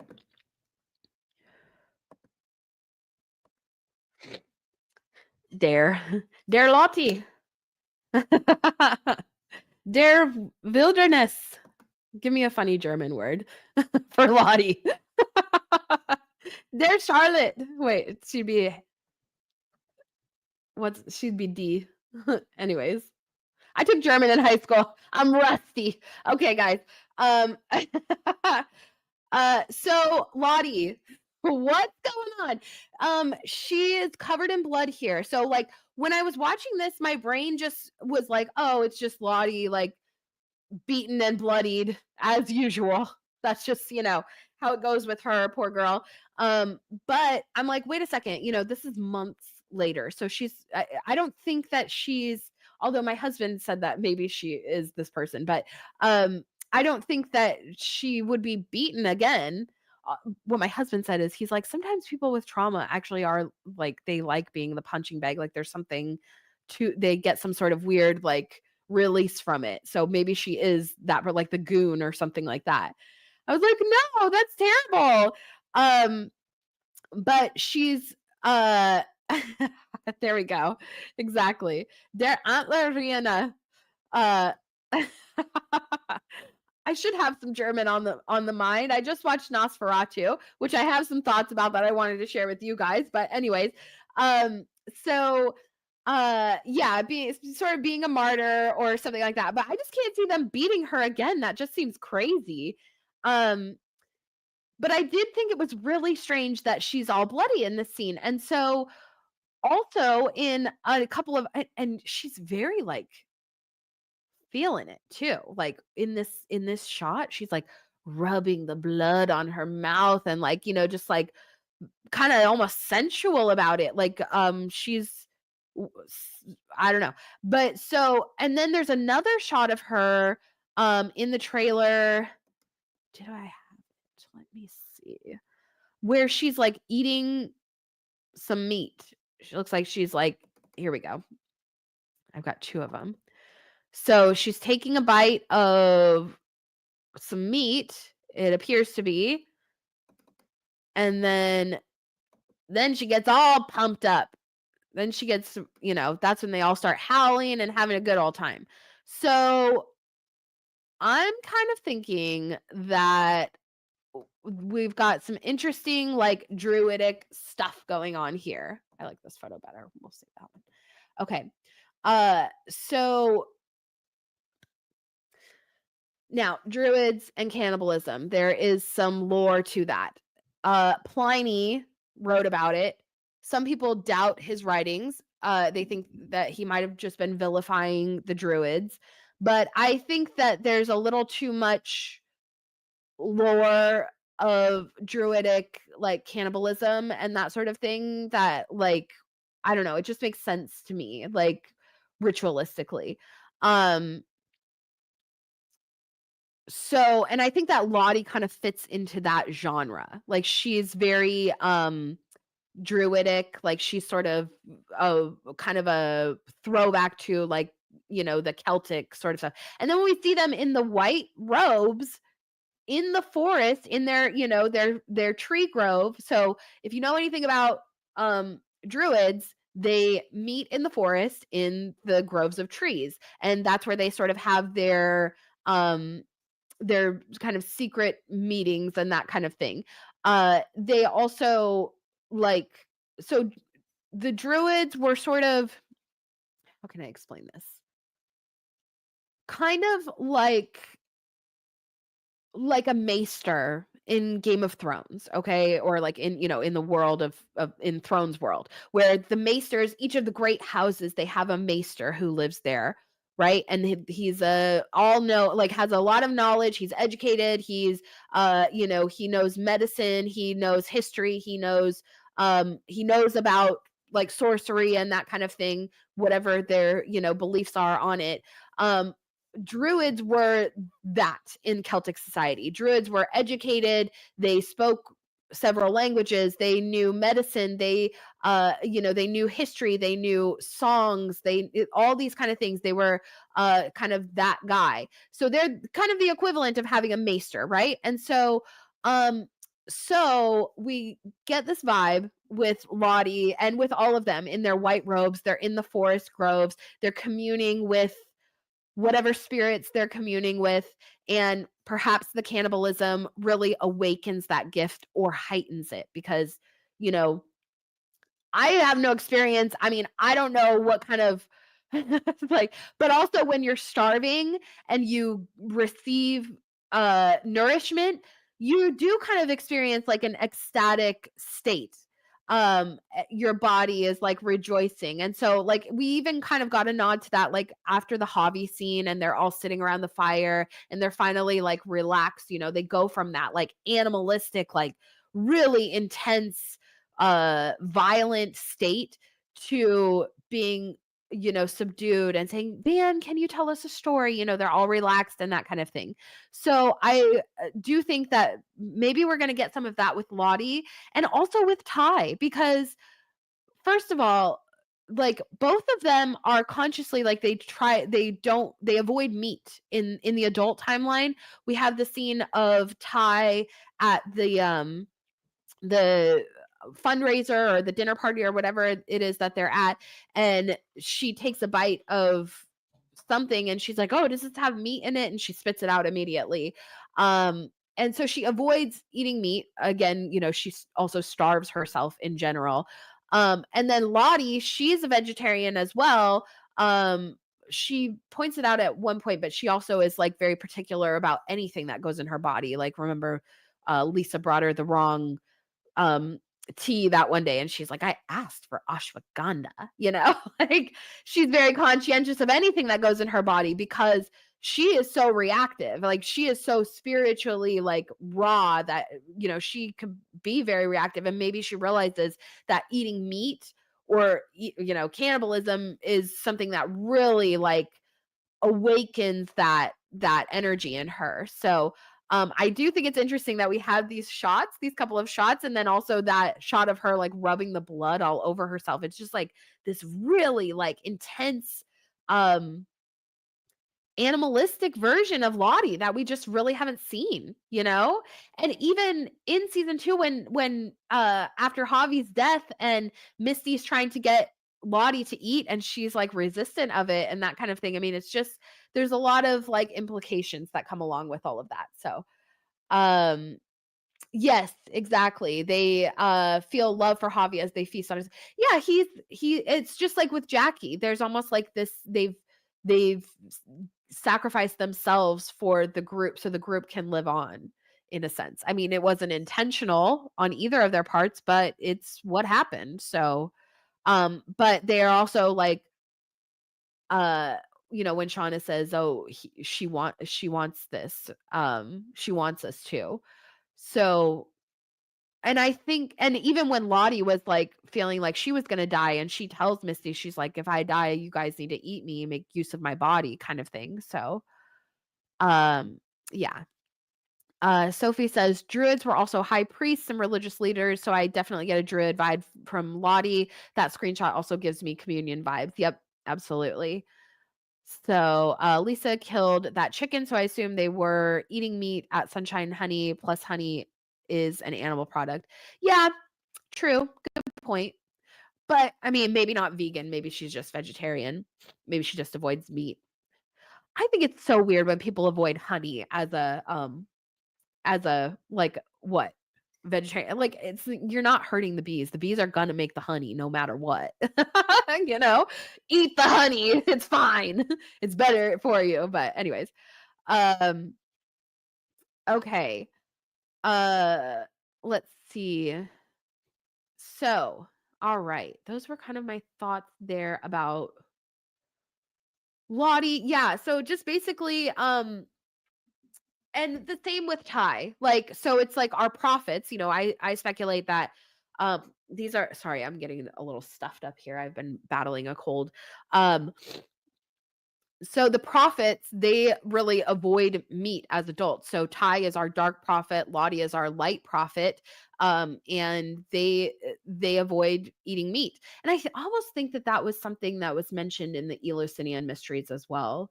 Like they fast from eating meat except for maybe at the time of the mysteries or something like that. There is this other shot. Actually, I wanted to pull this up too, just while we're talking about it. There's a lot of like interesting shots when they put the words over the screen. So, anyways, this was but on the same like note, I think this is Ty and she's eating meat. And this is adult Ty. Looks like she's eating raw maybe fish or something like that.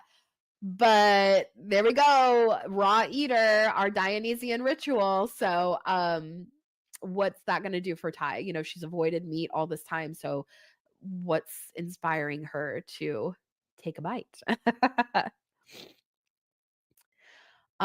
Okay.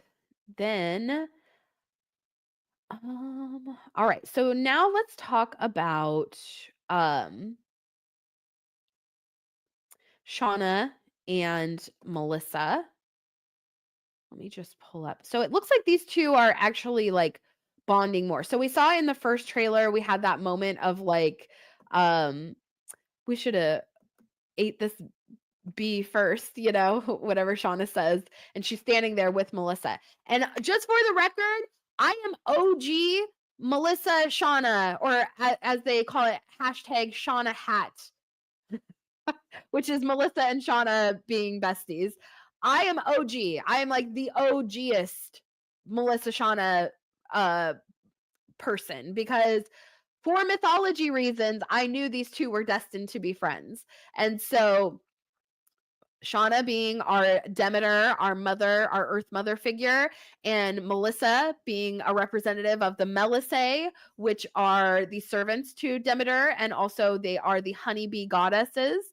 And so, yeah, anyways, watch the Greek mythology live stream if you want to understand what I'm saying. But I knew these 2 would be friends, and I'm glad to see it. Now, is it going to be a healthy friendship? Absolutely not. I don't believe that it will at all. I think that Shauna is going to be a freaking psycho. I think that she'll probably be very domineering and sort of play out all the things that the nuances of her and Jackie's relationship, I think she's going to play out on Melissa, but she's going to try and be she's going to believe that she's like more of the dominant friend. Like Shauna always felt like Jackie was the dominant friend in their relationship, and therefore she resented her for that. And so I don't think Shauna's going to allow that to happen again. She's not going to do that. But also I think she's going to be abusive, like not like she wants to be dominant so bad that she's going to become abusive. And we have another shot of Shauna, like, whoops, hang on just a second. Let me pull this up. Let me see. Where was that at? Here we go.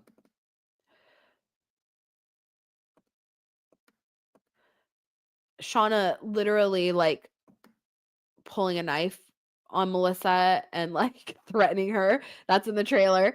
So yeah, I think she's gonna be like, this is gonna be some weird abusive friendship. And also, I believe, I'm not 100% certain, but I'm like 99% certain that Melissa is a year younger. She's on the JV team. We're like a couple years younger. So I think that will play into that dynamic, this, sort of dominant older friend and kind of like her little peon. And I talked about, if the groups do split up, if they split into rival factions or clans, that the younger girls will probably go with Shauna, was kind of my speculation. The JV team would go with Shauna, and I think that that's why we have bigger roles for these two characters, Robin and Britt, who are going to be in every episode of season 3. Um, so that's where I'm at with that. I think that that's probably what's going to happen. I have major concerns about Shauna, the Butcher Queen. So if they do split, like I talked about this in the War of the Wilderness video, where we might have Nat still have some people staying loyal to her, but then we also have like Shauna, who I have a feeling will take her own faction. And that's been described in the original outline of the series up until currently, that they will descend into rival clans. So the details of that still up for debate, but I think that it would be like Shauna leading one faction and Nat potentially leading the other faction. And I'm actually terrified for the Shauna faction. I, you know, she's the butcher, okay? That's her role. She is the butcher. Let's think for a moment. If you guys are familiar with, like film and story culture and mythology and whatever, people who gain the epithet of being a butcher tend to be absolute psychopaths. So think about, like, actually Daenerys Targaryen, they call her the Butcher Queen. After she slays the wise masters, she slays these slave masters. But they call her the Butcher Queen, and because she has her dragons, and so they kind of, come up with all these like sort of rumors about her and killing children and all this kind of stuff. And mind you, she does none of these things, but so they call her the Butcher Queen. But then there's also a guy in the book called the Butcher King, and he actually is a psycho. He's out there, he's slaughtering people, he's trying to basically take over a city and all of this kind of stuff. Or think about Bill the Butcher in Gangs of New York, right? He's a pretty psychotic individual and a gang leader, right? So people who gain the Butcher name, or even, well, we don't have to say names, but certain people in certain administrations have gained the epithet in recent months of being a butcher of a certain area that is war torn, that we won't get into names because I don't want to get my thing blocked. Although, yeah, you know what? We're in a new age. Butcher of Gaza, that's been a title that's been recently given to someone. So anyways, so the butcher title is not a good thing. So like Shauna's role as a butcher, obviously very important to the group at large, but her being a leader as a butcher, in my opinion, will only lead to what we saw in the pit girl scene. So if there are factions, I feel like that's Shauna's faction. Shauna's faction are the butcher people. They are the ones that are doing pit girl antics and partaking in the wilderness games in that very dangerous and bloody way. So that's kind of where I'm at. Like Shauna, the butcher queen, absolutely terrifying. I don't think it's gonna go well. And especially if she's leading a bunch of younger people who are younger than her that might be afraid to stand up to her. I don't know. I just don't see this going very well. Yes, exactly, Mrs. Duncan the Tall. Thank you. The Butcher of Caprio. Monscaro Mercato. Oh, you are looking beautiful this morning, aren't you? Have you guys read Best Served Cold? They're making a movie of it, and Rebecca Ferguson is playing Monza. So you better get caught up because we're going to be talking about it around here. All right. Yes, Shauna's true nature is animalistic. Yeah, indeed. She's a frightening person. You know, I've always been a big fan of Shauna. She's like always been like basically my favorite character, but I'm at the point where I'm like, okay, Shauna goes a little too hard. She's going a little too hard in the paint. I am actually afraid of her, and the idea of her becoming queen is just really terrifying to me. And I think it's something that she believes internally that she deserves, or she's, you know, like after everything she's sacrificed and all the hardships she's gone through, I think she feels like she has earned that title, but I don't know. So, okay. Now, will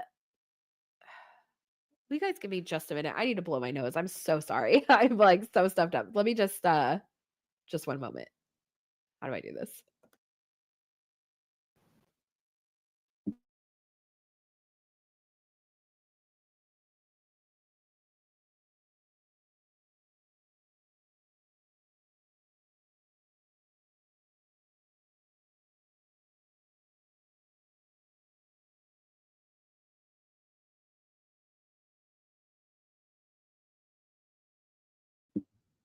Okay. I'm so sorry. I thought I could make it, but I was wrong. All right. So,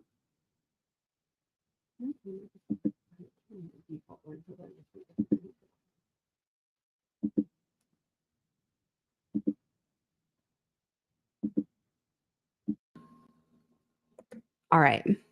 Back to normal. Can you guys hear me okay? Just let me know. Okay. All right. So now I'm not even done talking about Shauna yet. So we have let me pull up one other shot of her.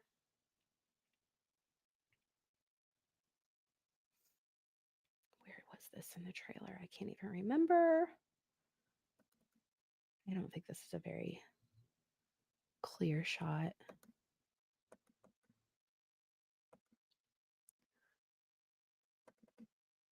Okay.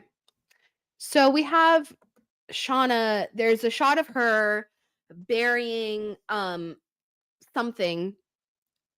It's either going to be she's burying Jackie's bones from the plane, or she's burying the baby, because her baby did not have a very official grave. She just did a stone cairn where she basically just kind of builds stones around the baby because the ground was frozen when the baby died.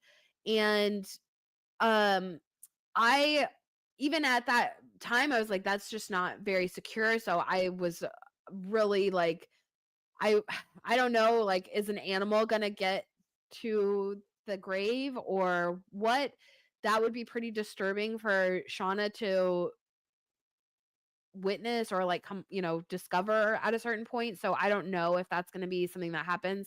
There is a potential she's burying Jackie's bones, um, which I think would be a beautiful and symbolic moment. But in the trailer, when they show that scene of her burying, and then afterwards they flash up and we have the the Kubrick stare. So I think that whoever she's burying, whatever that moment is, obviously she's alone, she's by herself. But it's really like peaking, peaking that like psychosis uh, in Shauna that we know is just lurking beneath the surface. So pretty interesting there. Now, all right. So I want to talk about my two competing theories that I've got going on. I don't want to get too terribly far into it. You guys are probably familiar with my Shauna is pregnant theory. Adult Shauna is who I'm talking about. I made a video on this a couple years ago, but I think that Shauna is pregnant from Adam. There's a lot of hints to it. Even in season 2, there were more hints to it. So I still think that is a potential. Now, if we have the time jump forward, we could still have the Shauna is pregnant theory, and it might be a thing. And why I say that is because something very strange happened over the summer when, hang on, where is this photo?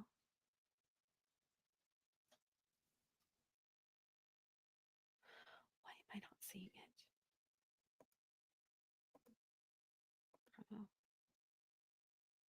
Here it is. Okay. We had this photo released from a dog, and this dog apparently has been cast in season 3, I believe. Or maybe it's just the mom. The dog mom is someone that works on set. I don't know, but I'm fairly certain.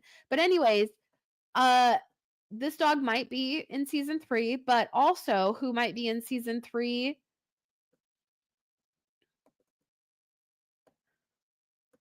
Shauna's son. This little guy. He's literally labeled as Shauna's son on this board. So, it's very it's still out there. It's still out there. It's floating around.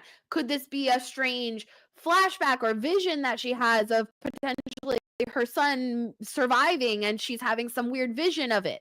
Or is Shauna is pregnant? Is the theory still alive? You know, we've still got the theory going. So I don't know. It's up for debate. You guys can tell me what you think about it. But Shauna is pregnant, will never die. And I just think it's really interesting that they would go out of their way to put somebody on there that says Shauna's son. Maybe they're just toying with my emotions. It's entirely possible. Hang on, I need to close some of these photos. But now here's the other thing. I have another theory about Shauna for season 3. So let me pull up a photo relating to that because I'm all over the place, you guys. I'm all over the place with my Shauna theories. Hang on. Now, we have the scene of the shot of Jackie that is in what looks to be like a meat freezer or something. And then Shauna obviously is there, again, looking like she's in a meat freezer. And then also here, she's like beating something like in the same scene. This is all in the same scene. She's like maybe beating a package of meat or something. We don't know how this meat freezer or this walk-in freezer is where what's the circumstances, like there's just we don't know how she's getting in there, what's happening, but I think that yes, exactly, I agree. I think that there's something very important here. Now, I kind of have a low-key theory. I talked about this on the last live stream. I think that Shauna might die. Adult Shauna might die in this season. I don't think she's going to make it through because I think more and more of them are going to have to start dying. And I don't necessarily think it's the scene with Misty like stabbing her that's in the trailer. I think that might be a dream. But let's talk about this for a second. When Nat died, her mental flashback, she was on the plane. And And if you remember going back to season 1, when she was on the plane and going through the actual crash, she had a vision of her father. And he said, "We've been here for years. What are you talking about, Natty? We've been here for years." And so then when she actually does die, she envisions herself, she's back on the plane, she sees Javi, she sees Lottie, and you think about that moment, we've been here for years. And she saw her father, okay? Her father who died, who she felt she carried an immense guilt for her whole life, okay? So there's this kind of like there's something there, right?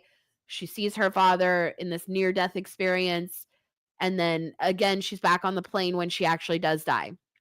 Now, and she's carrying all that guilt about her father. Now, who does Shauna carry an immense amount of guilt about? Jackie. It's the only thing that she actually carries any guilt about. She carries that for her whole life. But when they were back in the wilderness and after Jackie had died and Shauna was sort of having those, she was out there in the meat shed with Jackie, with dead ass Jackie.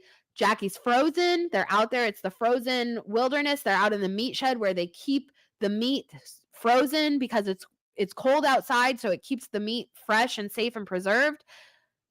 Shauna's out there all day long just sitting in the meat freezer with her dead friend that she has this immense guilt over her death.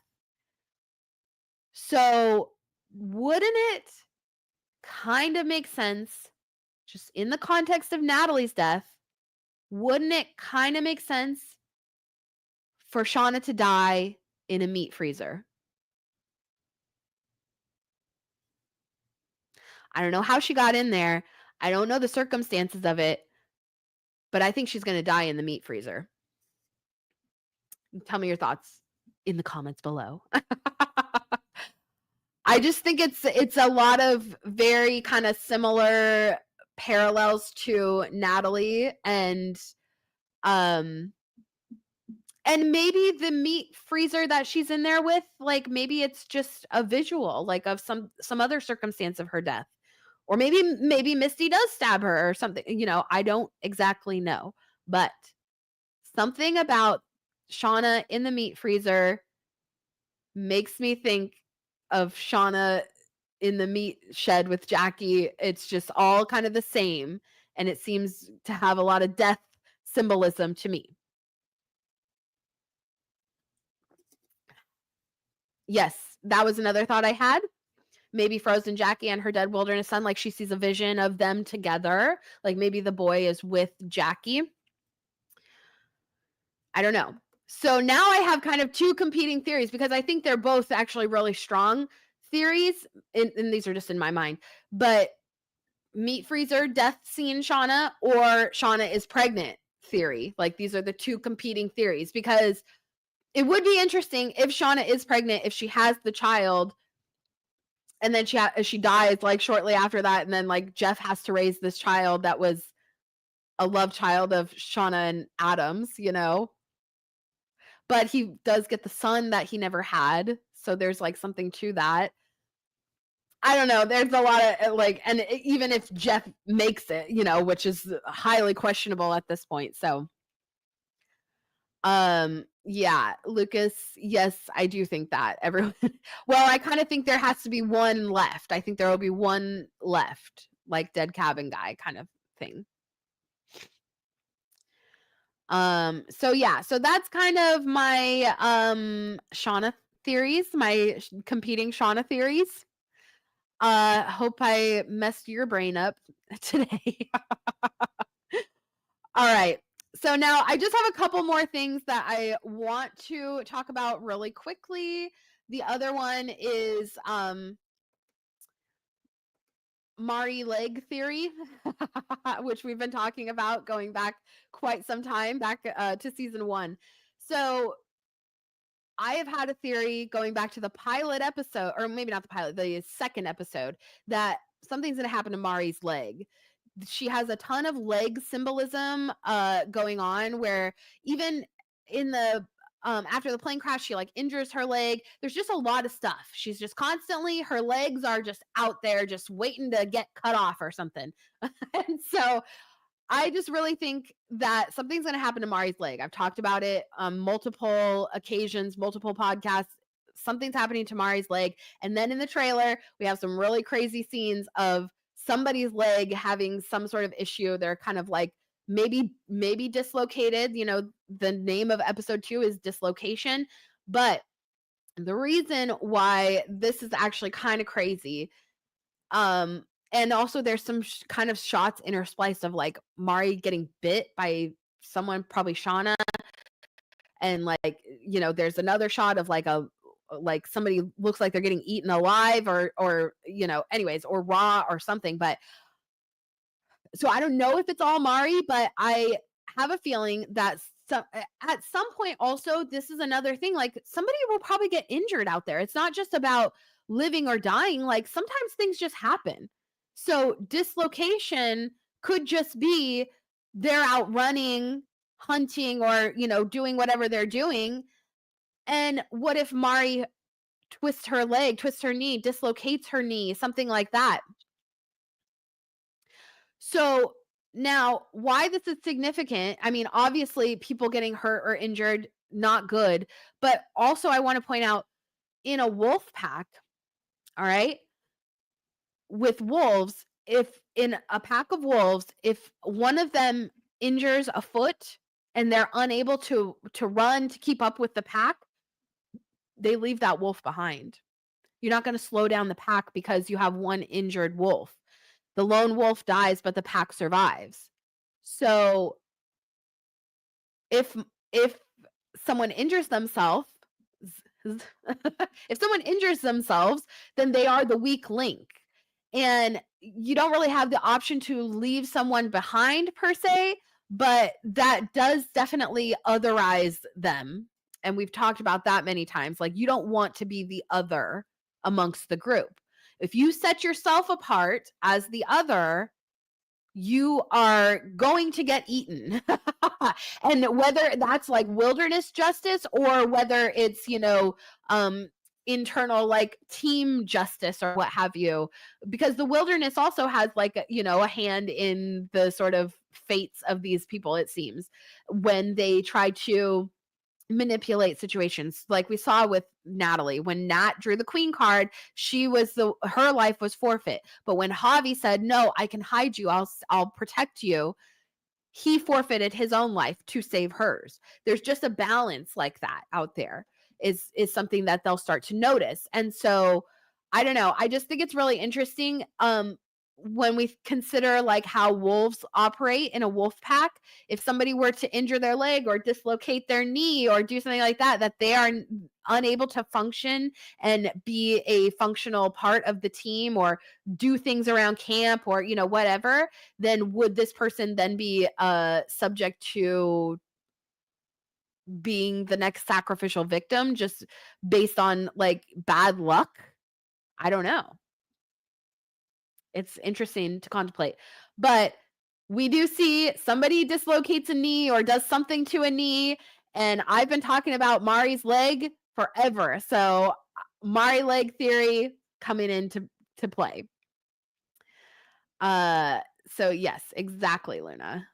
The weakest and slowest of the pack. The lone wolf dies, but the pack survives. We know. So yeah, Ben is the lone wolf, and that's why he's the other, and that's why they're all coming after him. Okay. So now the final thing. All right, I think we've pretty much gotten through everything, and I'm sorry we're running a little long. I was hoping to keep this around an hour, but now we're at 2. But the last thing I kind of want to discuss for today is there's been one more casting that we just really didn't talk about. We got kind of caught up, obviously, with Joel McHale and with Hilary Swank, but there's been another adult casting, and or well, I would assume the adult cast, but this is Evans Evans Johnson, and her casting is still unknown, who she will be playing, but she and there are some hints to who she might be playing. So she's been very active on Instagram, tagging Yellowjackets and that kind of thing. She's actually been tagging the actress who plays Akila. Why is her name slipping my mind? Like Nia Sandoya, I think is the season 2 actress. There's been 2 Akila actresses, so I apologize if I mixed them up. But so, so they've been tagging each other. Akila or, Nia Sandoya and Evans Johnson. And so, but I don't know. I'm not convinced. So I think they're trying to plant the seed, and people really want for adult Akila to be a thing. But I'm kind of inclined, I don't really think. I think they're trying to mess with us. I think they're just trying to mess with us. I'm actually more inclined to believe that Evans Johnson might actually be related to Jessica Roberts, in my opinion. I think that the stuff with Jessica is bound to come back up because there's just too many threads that were connecting Jessica to the Yellowjackets. Thaisa actually mentions that Jessica's been cashing her checks. We know that Jessica had a bunch of files on all the Yellowjackets. She's been looking into all of them because Thaisa like literally went in her apartment and like stole some files, which she then proceeded to leave in the car of, Bethany's car that she had borrowed, her like assistant. Um, she left those files in there. Like she wasn't carrying the files when she got out of the car. So I believe that she left all those Yellowjackets files in Bethany's car, a lot of evidence pointing to the Yellowjackets, but it all came from Jessica's apartment. So there's a lot of connections. And of course, Jessica had visited the other girls trying to see if any of them would talk. And so I just kind of think that there's a lot of evidence of Jessica's um like just her presence being there, and then it's like what she just like died. Like I don't know, I just think her sister is not gonna, if this is her sister, I just am choosing to believe that that's her sister, and that she kind of was like what happened. I could be wrong, I could be totally wrong, but I just don't think adult Akila is gonna happen as much as I wanted to, because Akila is a great character, and if there was going to be another adult survivor, I think that she would be a great one.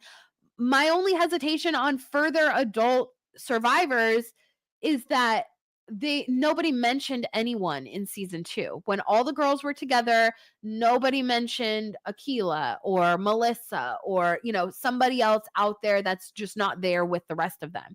And you would think that if all of your, people were together and one was not, that you'd be like, where's Akila? Where's Melissa? Where's so and so? So I don't know. That's just my thought. I could be wrong. I could totally be wrong. And they may have a great way of working it all in, but I don't know. So yeah, so that's kind of that's Evans Johnson. I'm unfamiliar with her acting background. I know she's an actress, a successful actress. I just unfortunately I'm not familiar with her works, so I apologize that I don't have more info on her, but yeah, but it should be exciting to see another new addition. So, all right, you guys. So that's about it for all of the kind of trailer stuff that I wanted to talk about. I think we got through all of it. Yeah, I got through all of my notes. I know we didn't look at all the photos, but there was just a ton of them. Uh, the they did drop this very boy band photo yesterday, which I thought was really funny. I wanted to share with you guys. Um, Here we go. On Instagram, someone posted this. I just thought it was great. It's very boy bandish, but also we will eat you and haunt your souls. Um, so yeah. So anyways, if you guys have any final questions, drop them in the chat. Otherwise, we'll start wrapping it up and getting our days going. It's been about 2 hours. So thank you all for spending your day with me and listening to my further nonsense. And let me know, we've still got 2 more weeks, 2 more Mondays before season 3 starts. So if there's anything special you guys want me to stream about, I kind of want to do a stream next week and the week out, just kind of get into the swing of things and just get going. So I don't know, I was kind of thinking about doing maybe a wilderness stream where we're just kind of talking about the wilderness and theories about it, and like we were talking about the Nahini Valley, some different ideas like that to do, just kind of a fun deep dive. But yeah. And then also I'm working on a couple of videos, a couple of projects that I'll share with you guys. So I was considering doing a like a season 1 recap, season 2 recap videos, but I don't want to. I just decided I don't want to. And also I think Yellowjackets Hive, if you guys aren't subscribed to their channel yet, Emily is going to do a couple of recaps, I think, over the next couple of weeks. She's going to do live stream style, but definitely check out her channel and subscribe to it. And I'll let her do the recaps. You know what? She can have the recaps. We'll do something else. I don't like to do things that I should do. I'm very combative that way.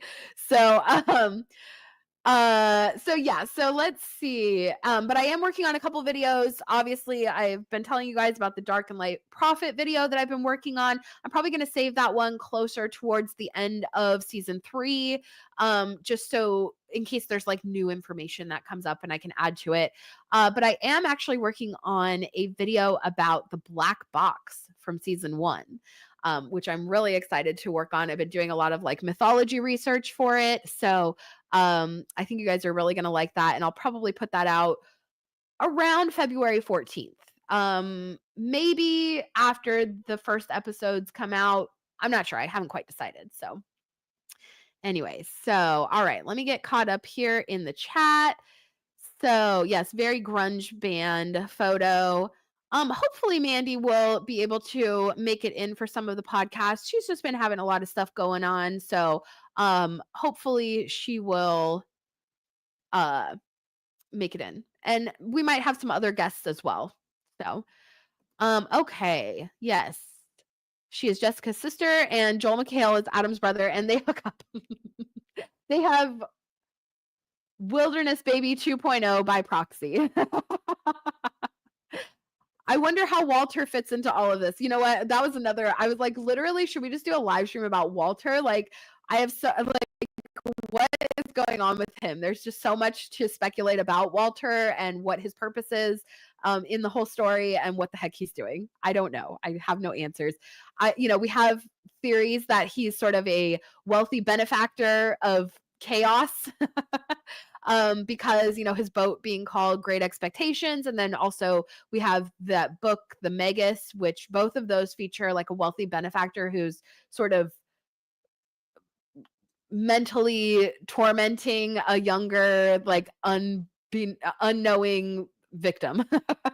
So maybe Walter is somewhere in that realm of things happening, but also he did tell Misty he's the Moriarty looking for his Sherlock. And I don't know. I mean, I want to trust Walter. I really want to trust Walter. I like him a lot.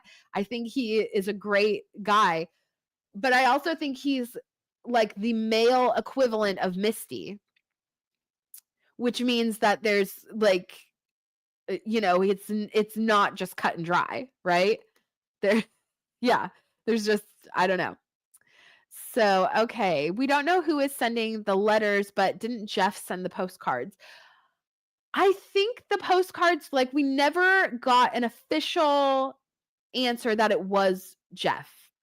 We presumed that it was, but I think that mystery is still kind of living on. He sent the text and did the blackmail via the text, but we don't know if it was him that actually sent the postcard. Probably, but I'm not 100% sure. Yeah, see, so it's mixed. It's a mixed thing. And if it wasn't him, then of course, then, who did send the postcards and how do they know the symbol and all of this kind of stuff. And that's why I think we might get the interjection of like a Yellow Jackets obsessive into season 3 because like I just think it's interesting that they even like talk about it. A Yellow Jackets obsessive, and we haven't met one yet. Like somebody who's truly like obsessed. Walter kind of seems like he might have been one, but then he wasn't in the end. Like when Misty asked him, he was like, "No, I don't even care about that. That's he's got something else going on completely." So I think that we do need to meet a Yellow Jackets obsessive, and that's how I'm sort of my Hillary Swank theories are sort of morphing into that. I'm starting to think she might be a Yellow Jackets obsessive. Because in the trailer when she's like, you really are insane," or whatever she says. It's like, "Yeah, now you know." Okay. I don't use Discord. I just don't. um, yeah. But I don't know, maybe we can figure something out. Or we can at least do like a live. I don't know. I don't know what we'll do. Okay. Character analysis with predictions. Yeah, I have some ideas. I'm still, it's hard to I want to do a character analysis on Nat. Actually, I have notes for it and everything because we have the end of her life and we have the beginning, but there's still a lot in the middle that we don't quite know. So that's kind of the hard part on doing the character analysis. I need to have the middle of the story. Um, but Nat would be the first one if I do. So, all right. Yeah, Akila sending the postcards, maybe, maybe. That's the thing, if there's another survivor, would that be the person doing it? Oh, thank you, Mrs. Duncan the Tall. Thank you for reminding me. Because this is kind of Yellow Jackets-ish. I don't know if you guys watched Nosferatu yet. Sorry, just side note, side note. Nosferatu, I live on an island in Alaska, so I didn't get to see it in the theater. I'm a little behind, but now that it's out on streaming, I actually just watched it the other night, and I was like, this is so like the Orphic hymns, like we talk about the Orphic hymns for Yellow Jackets and the Dionysian sort of mysteries and that kind of thing. But I was like watching Nosferatu and I was like, that's so what this is. Like, it's definitely the Hades and Persephone kind of vibes going on. Um, with the maiden, and then of course she has like the flowers, the lilac flowers and all this kind of stuff. And then he's like the embodiment of death. Like he's like, I have to reclaim my maiden, my spring maiden kind of thing. And he's obsessed with like the flower smell and all this kind of stuff.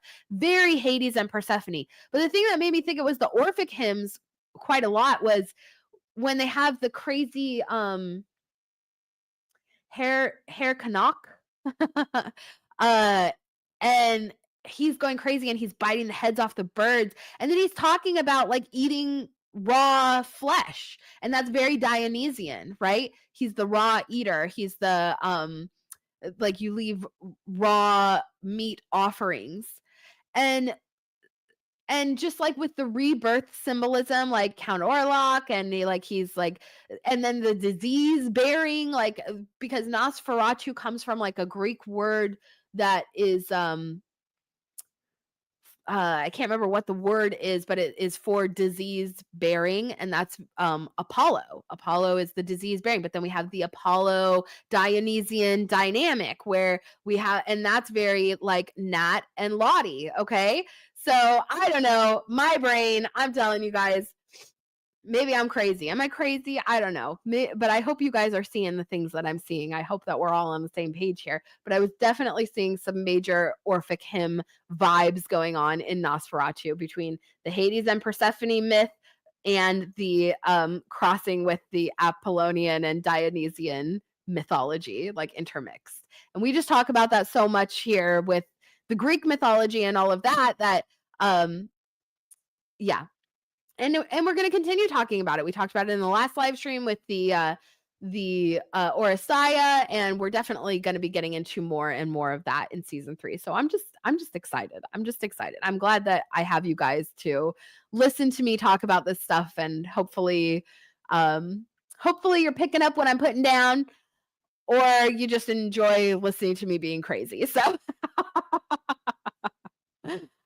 but anyways, Nosferatu was excellent though. If you guys haven't seen it, I enjoyed it. It was great. And Robert Eggers is always awesome. Actually, my very first Yellowjackets video that I did was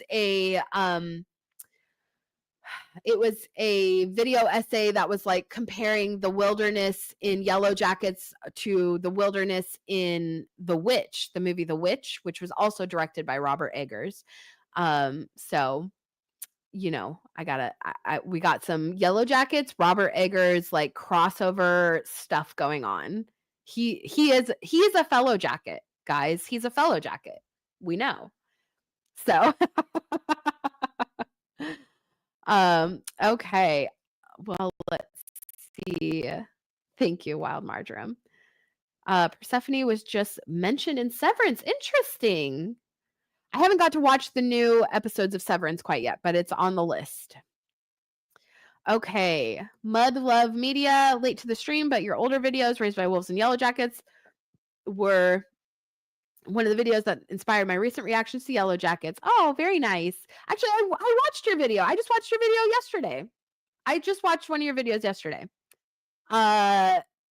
I would love to hear your thoughts and predictions for Mari. You just missed them. We just were talking about Mari. My Mari theory it's called Mari leg theory.